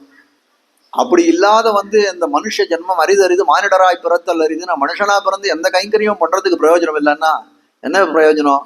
அதுக்கு ஒரு திரியக்காவோ ஸ்தாவரமாகவோ திருவேங்கட மலையிலே இருக்கலாம் என்பதைத்தான் அது தெரிவித்தார். அதான் இந்த இடத்துல உடல் பிறவி என்றிக்கே உயிர் பிறவியாயிரு இருப்பது ஊனேறு செல்வத்து உடல் பிறவியான் வேண்டேன் என்னும் இத்தியாதியாலும் அத்தை அடியொத்தினவர். அது சொன்ன வாக்கியத்தை அடியொற்றியனராய் இருக்கக்கூடியவர் ராஜாவான குலசேகர பெருமாள் திருமையிலேயே திரியக்ஸ்தாவ ஜென்மங்களை ஆசைப்பட்டார் என்றும் அள்ளி செய்யும்படியே இவருடைய உபேட்சையும் ஆகாங்கையும் இருக்கிறதுன்னு தெரிவிக்கிறார். உபேட்சை அப்படின்னா உடல் பிறவி, ஆகாங்கைனா ஆசையாக இருக்கிறது. தாசிய அனுகுணமான ஜென்மமிரே ஜென்மமாவது. ஜென்மம்னு சொல்றோமே, அது எப்படி இருக்குன்னா தாசியத்துக்கு அனுகுணமா இருக்கணும். அதெல்லாம் அவனுக்கு அடியவனா இருக்கோன்ற அந்த தாசியத்துக்கு அனுகுணமா இருக்கக்கூடியதுதான் ஜென்மம். ஆழியங்கை பேராயற்கு ஆளாம் பிறப்பு விண்ணாட்டு தேசு என்றாரே. ஆழியங்கை பிரானுக்குன்னு சொல்ல முடியாது கையிலே சங்கச்சக்கரத்தை ஏந்தி இருக்கக்கூடிய ஆழியங்கை பேராயருக்கு ஆளாம் பிறப்புன்னு சொல்லக்கூடியது எப்படி இருக்குன்னா அந்த சங்கச்சக்கரத்தை ஏந்தி கொண்டு இருக்கக்கூடிய எம்பெருமானுக்கு ஆளாக, அதாவது அடியாளாக அவனுக்கு இட்ட வழக்காக இருக்கக்கூடியதான் பிறப்பு. அடியங்கைக்கு ஆளாயிற்கு பேராயருக்கு ஆளாம் பிறப்பு விண்ணாட்டு தேசு. அப்படி இருக்கக்கூடியது என்னன்னா அந்த தேஜஸ்ன்னு சொல்லக்கூடிய தேஜஸ். அது எப்படிப்பட்ட தேஜஸ்னா விண்ணாட்டிலே இருக்கக்கூடியவர்களுக்கு என்ன தேஜஸ் உண்டோ அப்படிப்பட்ட தேஜஸ் இந்த இடத்துல இந்த பூமியில இருக்கக்கூடிய காலத்திலே நாம் அடைவோம். எப்படின்னா ஆழியங்கை பேராயருக்கு ஆளாக இருப்பதனாலே. இப்படி சேஷத்துவ அனுகுணமா ஜென்மத்தை அபேட்சிக்கும்படியான இவர் ஆதரித்த இத்தால் தேசித்திவசத்துக்கும் உண்டாயிற்று. இவர் எதை ஆதரிக்கிறார் அப்படின்னு கேட்டா சேஷத்துவ அனுகுணமான ஜென்மத்தை அபேட்சிக்கிறார். ஒரு திரியக்கு ஸ்தாவரம் அங்க இருக்கணும் அப்படின்னா அவர் எதை அபேட்சிக்கிறார்? அவருக்கு எல்லாம் எம்பெருமானுக்கு கைங்கரியம் பண்ணக்கூடியதா இருக்கும். படியாய் கிடந்தும் பவளவாய் காண்பேனே. அதாவது படியாய் கிடந்து என்ன பிரயோஜனம்? அதுவும் ஒரு சைத்தன்யமற்ற பொருள் தானே. அப்ப படியாய் கிடந்துன்னு கேட்கறது எதுவும் எந்த விதமான இதுவும் கிடையாது, ஒரு அர்த்தம் தானே நம்ம கேட்கலாம். அப்ப சொல்றாரு படியாய் கிடந்து உன் பவளவாய் காண்பேனேன்னு சொல்றாரு. நான் படியாகவும் இருக்கணும், ஆனா எனக்கு சைத்தன்யம் இருக்கணும். எம்பெருமானை சேவிக்கக்கூடிய ஒரு சைத்தன்யமும் எனக்கு இருக்கணும். என்னன்னா அந்த அருகாமை, அந்த சாமீப்பியம்னு சொல்லக்கூடிய எம்பெருமான் பக்கத்திலே இருக்கக்கூடிய எனக்கு அந்த சாமீப்பியமும் வேணும், அதே சமயத்துல நான் ஒரு சைத்தன்யம் பொருந்தியனமாக இருக்க வேண்டும் என்று தெரிவிக்கிறார் இல்லையா. அதனால்தான் இவ்விடத்துல காட்டக்கூடிய விஷயம் என்னன்னா, சேஷத்துவ அனுகுணமான ஜென்மத்தை அபேட்சிக்கும்படியான இவர் ஆதரித்ததால் தேசித்திவசத்துக்கு உண்டாயிற்று. இவருக்கு இந்த பெருமை என்ன அப்படின்னு கேட்டா, இவர் சேஷத்துவத்துக்கு அனுகுணமான இதை அனுஷ்டானித்தார். அதனால் என்ன, இவர் பிறந்த நாளானது சிறப்பு வாய்ந்ததா இருக்கிறது என்று காட்டுகிறார். ஆகையால் இத்திவசம் இப்படிப்பட்ட நாளானது என்ன, நல்லவர்கள் கொண்டாடும் நாள். நல்லவர்கள் எல்லாம் கொண்டாடாது. அதனால இது யார் கொண்டாடுகிறார், நல்லவர்கள் எல்லாம் கொண்டாடக்கூடிய நாளாக இருக்கிறது. அவர்களாகிறார். அப்படிப்பட்ட இதை கொண்டாடக்கூடியவர்கள் யார், கொல்லிகாவலன் சொல்வதைக்கும் கலைக்கவி பாடும் பெரியவர் என்கை ராமானுஜாதியில் தெரிவிக்கிறார். கொல்லிகாவலன் சொல்வதிக்கும் கலைக்கவி பாடும் பெரியவர் பாதங்களே துதிக்கும் பரமன் என்று சொல்லும்படியாய் ராமானுசர் போன்றவர்கள் எல்லாம் விரும்பி கொண்டாடக்கூடிய மாசி புனர்பூசம் நல்லவர்கள். அதனால நல்லவர்கள்னா சத்துக்கள். ராமானுஜரே கொண்டாடுறாருன்னா அது தனியா நல்லவர்கள்னு தனியா சொல்லணுமா, அந்த இடத்துல விசேஷமே இட வேண்டியதில்லை. நல்லவர்கள் என்றால் சத்துக்கள் மேல தெரிவிக்கிறார்கள். தங்களோபாதி பிறர்க்கும் நன்மை. அப்படிப்பட்ட நல்லவர்கள்லாம் என்ன அவர்கள் தன்மைனா, தங்களோபாதி பிறர்க்கும் நன்மையை சம்பாதிக்கும் அவர்கள். எனக்கு எப்படி ஒரு நன்மையை நான் நினைக்கிறேனோ பிறர்க்கும் நினைக்கக்கூடியவர், தன் நன்மையை நினைக்கக்கூடியவராக இருக்கிறவர்கள் தான் நல்லவர்கள் என்று கொண்டாடுறார்கள். கொண்டாடும் நாளாவது அப்படிப்பட்ட கொண்டாடக்கூடிய நாள் என்ன அப்படின்னு கேட்டா, அவர்களாலே உபலாலிக்கப்படுவதான நாள் இல்லை. அவர்களாலே கொண்டாடப்படக்கூடிய நாள், நல்லாள் அப்படின்னு சொன்னோம்னா அவர்களாலே கொண்டாடப்படக்கூடிய நாளாக இருக்க வேண்டும். இவர் தாம், அதாவது திருமழிசாழ்வார், அதாவது குலசேகர ஆழ்வார் தாம் எல்லையில் அடிமை திறத்திலே என்னுமேவும் மனத்திலான் என்னும்படியான எல்லையான ததிய சேஷத்தில் ஊன்றி போகும் நன்மையை உடையராய். அதாவது குலசேகர பெருமாள் எப்படி இருக்கார் அப்படின்னு கேட்டா, எல்லையில் அடிமை திறத்தினில் என்றுமேவும் மனத்தனான். அது அடிமைத்தனத்திலே ரொம்ப கீழான மனம் இருக்கணும் அப்படின்னு தெரிவிக்கிறார். அது என்ன அப்படின்னு கேட்டா, பாகவத சேஷத்துவம். அதாவது அந்த அடிமைத்தனம் இதனுடைய தாசத்துவத்தினுடைய சீமா பூமின்னு தெரிவிப்பார்கள். சீமா பூமின்னா எது அப்படின்னு கேட்டா, அந்த பாகவத சேஷத்துலேருந்து இருக்கக்கூடிய அது கீழே இருக்கக்கூடிய பகவத் சேஷத்துலேருந்து கீழே இருக்கக்கூடிய பாகவத சேஷத்துவம் என்று தெரிவிப்பார்கள். காஞ்சி சுவாமி கூட தன்னோட இதுல கேட்டுறாரு, பேரறவம் கேட்டிலையோ அப்படின்னு சொல்லக்கூடிய காலத்துல அது சொல்றாரு, அந்த பேரறவம் சங்கின் பேரறவம் கேட்டிலையோ. சங்குன்னு சொல்லக்கூடியது எப்படி இருக்குன்னா, ஒரு பிரணவாகாரம் ஓம்னு எழுதினா எப்படி இருக்கும், அது போல அந்த ஆகாரத்தை உடையதா இருக்கிறது. அந்த ஓம்னு சொல்லக்கூடியது 3 அக்ஷரங்கள், அகார உகாரம், அகார வாச்சியமா இருக்கிறது. அது அதுக்கு மேல தெரிவிக்கிறார். அதனால தெரிவிக்கக்கூடியது அர்த்தம் என்ன அப்படின்னு கேட்டா, மகார வாச்சியமான ஜீவன் அகார வாச்சியனான எம்பெருமானுக்கே உடையவன். அது மேல ஒரு ஆயான்னு ஒரு லுத்த சதுர்த்தி வேற இருக்கு. அதையும் சேர்த்து பார்த்தால் என்ன, அவனுக்கே ஆட்பட்டவன் அப்படின்ற ஒரு விஷயத்தை தெரிவிக்கிறது. அப்படிப்பட்ட அந்த சங்கானது அரவம்னு தெரிவிக்கிறார். அரவம் கேட்டிலையோ அப்படின்னு கேட்டா, அரவம்னு சொல்லக்கூடியது பகவத் பக்தி. பேரறவம்னு சொன்னது அது எங்க இருந்ததுன்னா, அது எங்க பாகவதர் விஷயத்திலே அடியவன் இவர்களுக்கு அடியார் அடியார் தம் அடியார் அடியார் தமக்கு அடியார் அடியார் தம் என்று சொல்லும்படியாய் பாகவதர் திறம் வரைக்கும் அடிபணியக்கூடியதாய் இருக்கக்கூடிய விருத்தி என்று காட்டுகிறார். அதுபோல இவரும் எப்படி இருக்கான், எல்லையில் அடிமைத்தனத்தில் என்னுமேவும் மனத்தனாம். அது அடிமைத்தனத்துல கடைசியா இருக்கக்கூடியது. அதே இதை ஒரு சமயத்துல காலக்ஷேபம் பண்ணிட்டு இருக்கக்கூடிய காலத்துல ஒரு ராஜா கேட்டானா, இந்த பாகவத சேஷத்துவன்றது கொஞ்சம் அதிகா இருக்க மாதிரி இருக்கே அப்படின்னு கேட்டாராம். அவர் சொன்னாராம், இல்ல ராஜா, இது ரொம்ப அதிகாலாம் தெரியாது, ஒரு லௌகிக திருஷ்டாந்தம் நாளைக்கு நான் உங்களுக்கு காட்டுறேன், ஒரு நடக்கக்கூடிய நிகழ்வை காட்டுறேன், நீங்க பாருங்க அப்படின்னாலும். சரி அப்படின்னாராம். அடுத்த நாள் அந்த ராஜா அணிந்துக்கூடிய பாதுகையை எடுத்து அந்த ராஜசபைக்கு வெளியில வச்சுட்டாராம். எல்லாரும் இது தாண்டி வரணும், வாசல் வச்சுட்டாராம். இது ராஜாவுடைய பாதுகை அப்படின்னு வச்சுட்டாராம். வரக்கூடிய மந்திரிகளாகட்டும் ஜனங்களாகட்டும் இந்த சபைக்கு வரக்கூடியவர்கள் எல்லாம் என்ன பண்றா, ஓ ராஜாவுடைய பாதுகையாச்சே, அதை எடுத்து எல்லாரும் சேவிச்சுட்டு வரானாம். சேவிச்சுட்டு வரக்கூடிய காலத்துல எப்படி இருக்குன்னா, அவருக்கு தெரிவிக்கிறாராம், ராஜா இப்ப பாருங்க, ராஜாவுக்கு ஒரு விதமான விகாரமும் இல்லை. அவர் கேட்டாராம், இப்ப ராஜா நீங்க இங்க இருக்கீங்க, உங்களை யாருமே சேவிக்கல, முதல்ல வந்த உடனே அந்த பாதுகையை போய் சேவிக்கிறாளே, உங்களுக்கு எந்த விதமான விகாரமும் தோணலையா, எந்த மாதிரி ஒரு கோபமும் ஏற்படலையா அப்படின்னு கேட்டாராம். கேட்ட காலத்துல அவர் சொன்னாராம், ஏன் எதுக்கு தோணணும், என்னுடைய பாதுகை தானே, என்ன பாதுகையே இப்படி ஒரு அது திறத்திலே இவ்வளவு பிரதிபத்தி பண்ணக்கூடியவர்கள் என்னிடத்துல எவ்வளவு கௌரவியமா இருப்பார்கள் அவர்கள் அப்படின்னு கேட்டாராம். அப்ப காட்ட வந்த விஷயம் என்ன அப்படின்னா, இது பாதுகையை போல இருக்கக்கூடியவர்கள், எம்பெருமானுக்கு பாதுகையை போல இருக்கக்கூடியவர்கள் அடியவர்கள். அதனால அந்த பரியந்தம் அவன் அந்த பிரதிபத்தி பண்ணால்தான் எம்பெருமான் திறத்திலே பண்ணக்கூடிய பிரதிபத்தி நிலைக்கும் இல்லையா.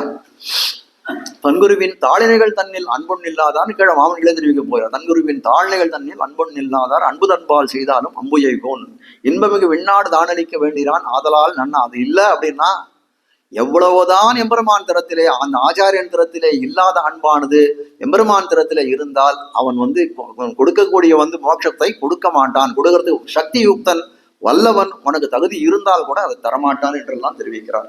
அதனால இவரும் ததிய சேஷத்துவம் என்னுமே மனத்தனான் என்னும்படியான எல்லையான ததிய சேஷத்துவத்திலே பாகவதர் அடிமையா இருக்கக்கூடிய சதீஷத்திலே ஊன்றி போகும் நன்மையை உடையராய், அதிலேயே ஊன்றி இருக்கக்கூடிய நன்மை உடையவராய் இருக்கிறார். அத்தாலே அவர்களுக்காக தான் குடப்பாம்பில் கையிட்டு போரும் குணாதிகருமாய் இருக்கையாலே அது கணிகளுமா என்ன பண்ணார் அப்படின்னா அந்த இடத்துல அவர் அனுதினமும் என்ன பண்றாரு, ராமாயண காலக்ஷேபம் கேட்டு இருக்கார்.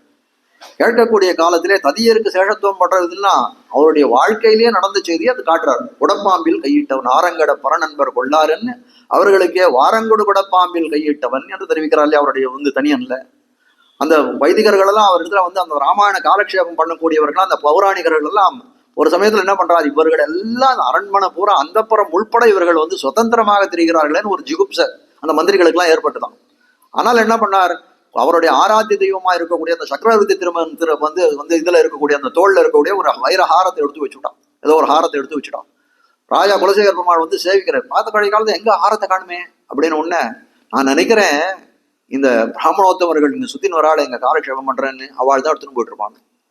உடனே குலசேகர பெருமாள் அது ஒரு வார்த்தை கூட அதுல இம்மி அளவு கூட அதுல நம்புறது மட்டும் இல்லை, அவர் சொல்றார் அதை நம்பலான்றது பெரிய விஷயம் இல்லை. அது சொல்றார் உடனே ஒரு குடத்தை கொண்டு வா, அதுல ஒரு கொடிய நாகத்தை அதுல விடு, அது உள்ள நான் கைவிட ஆரங்கட பரநண்பர் அது நாகத்துல அந்த குடப்பாம்புல குடத்துல கைவிடுறேன், அது அவர்கள் எடுக்க மாட்டார்கள் அப்படின்னு சொல்லி இது பண்ணி பிரமாணம் சொல்றேன். அவர்கள் எடுத்தவர்களா இருந்தால் அந்த பாம்பு கடிக்கட்டும் அப்படின்னு தைரியமா கையை விட்டுறார். அப்படின்னா அவருக்கு எதுல நின்றார் அப்படின்னா எல்லையில் அடிமைத்தனத்தினர் இந்த ததிய சேஷத்துவத்திலே நிலை நின்றவராய் இருக்கக்கூடியவர்கள். குடப்பாம்பில் கையிட்டு போற குணாதிகரமாய் இருக்கையாலே அக்குணங்களிலே தோற்று அப்படிப்பட்ட அவர்களுடைய குணங்களுக்கு தோற்று அவர் திருவடிகளுக்கு நல்லராயிருக்கும் ஸ்ரீ வைஷ்ணவர்களாலே யார் கொண்டாடுகிறார்கள், இப்படிப்பட்ட ததிய சேஷத்திலே நிற்கக்கூடிய அந்த ஆழ்வார் தரத்திலே அவர்கள் ஸ்ரீ வைஷ்ணவர்களாலே ஆதரிக்கப்படும் நாளாய் இருக்கக்கூடியது இந்த மாசிப்புடர் பூசம். ஸ்ரீ குலசேகர பெருமாள் இன்பமரும் செல்வமரும் இவ்வரசும் யான் வேண்டேன் என்றும் உருப்பசிதன் அம்பொற்கலையர்கள் பெத்தாலும் ஆதரியேன் என்றும் நல்ல பதத்தையும் வேண்டேன் என்றும் திருமலையில் திரியக் ஸ்தாவர ஜென்மங்களை ஆசைப்பட்டு போருபவராகியாலே திருமலையில் ஜென்மத்தை ஆதரித்து அடிமை செய்து போருவர். அதாவது குலசேகர பெருமாள் தானே சொல்றார், இன்பமரும் செல்வமும் இவ்வரசும் யான் வேண்டேன். இந்த என்ன சொல்றது, இந்த போகங்கள்லாம் இந்த செல்வங்கள்னு சொல்லக்கூடியது வேண்டாம், இந்த மன்னரசு எனக்கு வேண்டாம், இதெல்லாம் எனக்கு வேண்டாம்னு சொல்லி கொண்டிருக்கக்கூடியார் இவரே இருக்காரு. அது மட்டும் இல்ல உருப்பசிதன் அம்பொற்கலையல்கள் பெத்தாலும் ஆதரியன் அவரே பெருமாள் திருமலையில் சொல்றாரு, எனக்கு ஒரு சொர்க்க போகம் அவ்விடத்துல ஊர்வசி போன்றவர்களோட ஒரு போகம் ஏற்பட்டது, ஒரு கலவி ஏற்பட்டதுன்னா அதை கூட நான் பெற்றாலும் ஆதரியன், கிடைச்சாலும் நான் அதை விரும்ப மாட்டேன் என்று சொல்லும்படியாய் என்று நல்பதத்தையும் வேண்டேன். நல்பதத்தையும் வேண்டேன்னா மோட்சத்துக்கு தாழ்ந்த பதமா இருக்கக்கூடியது நல்ல பதம்னு சொல்லக்கூடியது, அதை கூட நான் வேண்டுவதில்லை. இல்ல மோட்சமே வேண்டான்னு கூட சொல்றேன்னு சொல்லலாம். ஏன் அப்படின்னா அவர் எங்க ஆசைப்பட்டார்னா அந்த திருவேங்கடமுடையான் திறத்திலேயே திரியக்தாவோ ஸ்தாவரமாவோ ஜங்கமாவோ அந்த இடத்துல இருக்கணும்னு ஆசைப்பட்டார் தான் திருவியர் என்றும் திருமலையில் திரியக் ஸ்தாவர ஜென்மங்களை ஆசைப்பட்டு போரும் அவர். நல்ல பதத்தை கூட வேண்டாதவராக இருக்கார். ஏன்னா திருமலையில போய் இருக்கிறது தான் இருப்பு என்று தெரிவிக்கிறார். திருமலையில் ஜென்மத்தை ஆதரித்து அடிமை செய்து வருவர். அதுக்கு சொல்றார் ஸ்ரீ கோவிந்த பெருமாளும். கோவிந்த பெருமாள்னா உடனே புனர்வசு தானே, மாசி புனர்வசம். உடனே தை புனர்வசுக்கு நேரம் வந்துட்டார் கோவிந்த பெருமாள்னு எம்பாருடைய வைபவத்தை காட்டுறதுக்கு வந்துட்டார். கோவிந்த பெருமாளும் திரிணீகிச்ச விருஞ்சாதி நிரங்குஷ விபூதையா என்று சொல்லும்படியாய், திரிணீகித விருஞ்சாதி நிரங்குஷ விபூதையா ராமானுஜ பதாம்போஜ சமாஸ்ரேண சாலினஹான்னு ஸ்லோகம். அதாவது விரிஞ்சன் அப்படின்னு சொல்லக்கூடியது பிரம்ம பதவி. திரிணீகித விரிஞ்சாதி நிரங்குஷ விபூதையா, எதை கொடுத்தாலும் பிரம்ம பதவியே கொடுத்தாலும் எனக்கு வேண்டாம், என்ன வேண்டும் அப்படின்னு கேட்டா ராமானுஜ பதாம்போஜ சமாஸ்ரேண சாலினஹா. ராமானுஜர் திருவடி தாமரைகள் தான் நமக்கு உத்தேசமாய் இருக்கக்கூடியது அப்படின்னு சொல்லும்படியாய் என்னும்படி எல்லாவற்றையும் திருநீகரித்து எல்லாத்தையும் விட்டு வந்தார். ராமானுஜர் திருவடியே சரணம் என்று விட்டு வந்தவர் தான் இவர் போருமவராய். அதுக்கு சொல்றாரு கிருதி நாராயணம் பஷ்யன்னு நாபி அபி நாபி நாப்பியகச்சத்திர ஹஸ்ஸதா எஸ் ஸ்வதாரதே இச்சாபி கோவிந்தம் தம் உபாஸ்மஹே. ஹிருதி நாராயணம் பஷ்யன்னு நாபி அபியகச்சத்ர ஹஸ்ஸதா எஸ் ஸ்வதாரதே பிரதாரதே இச்சாபி கோவிந்தம் தம் உபாஸ்மகே என்று இதர விஷய அனுபவத்துக்கும் இருளும் ஏகாந்தமும் இல்லை என்று இருக்கும் அவராகையாலும் எம்பாருடைய வைபவத்தை தெரிவிக்கிறார். எம்பாருக்கு இந்த அந்த உத்தமாசிரமத்துக்கு முன்னாடி அவருக்கு ஒரு விவாகம் ஏற்பட்டது. விவாகம் ஏற்பட்டதுன்னா இவருக்கு அந்த அந்த அந்த சம்சாரிகமான வாழ்க்கையில எந்த விதமான ஆசையும் ஒரு பற்றும் இல்லை. அப்படியே இதுவாக தான் இவர் தனியா இருக்கார். இவரை திருமணம் செய்து கொண்ட மனைவியும் தனியா தான் இருக்கான். ஆனால் எம்பாருடைய அம்மாவுக்கு அந்த திருத்தாயாருக்கு அந்த மனசுல ஒரு கவலை ஏற்படுறது. எம்பெருமானார் தருவத்திலே போய் சொல்றார், இந்த மாதிரி இவனுக்கு விவாகம் வாங்கி கொடுத்து நான் தனியா தான் இருக்கான், இவன் இதோட மனைவியோட சேர்ந்து இருக்க வேண்டாமா? அதுதானே இந்த விவாகத்தினுடைய பலனே அதுதானே அப்படின்னு சொல்லக்கூடிய காலத்துல எம்பெருமானார் கூப்பிட்டு எம்பாருக்கு உபதேசம் பண்ற. இல்ல ஒரு நாள் நீ போய் இருளும் ஏகாந்தமா இருக்கக்கூடிய சமயத்துல நீ உன் மனைவியோட சேர்ந்து இரு அப்படின்னு எம்பெருமானாராலே உபதேசிக்கப்பட்டார். அங்கேருந்து என்ன பண்றாரு, அன்னைக்கு போயிட்டு அந்த பொண்ணோட போய் உட்கார்ந்துட்டு இருக்காரு ராத்திரி. அப்புறம் பார்த்தா ராத்திரி எல்லாம் இவர் இருந்தவங்களா அவர் இருந்தவங்களா ஏதோ பகவத் விஷயத்தெல்லாம் சொல்லிட்டு என்ன பண்ணாரு, எழுந்து வந்துட்டார். அப்புறம் கேட்கிறார், எம்பாரே என்ன ஆச்சுன்னா, நீர் சொன்ன மாதிரி இருளும் ஏகாந்தமும் எந்த இடத்துலயுமே இல்லையே. நீர் சொன்னார் இருளும் ஏகாந்தமா இருக்கக்கூடிய பிரதேசத்துல போய் சேர்ந்துருன்னு சொன்னார். நான் அதை தேடி தேடி பார்த்தேன், எங்கேயும் இல்லை. ஏன் அப்படின்னு கேட்டாராம். எப்பவும் என்னுடையத்துல நீர் இருக்கார், பகவான் இருக்கார், அதனால இருளே கிடையாது.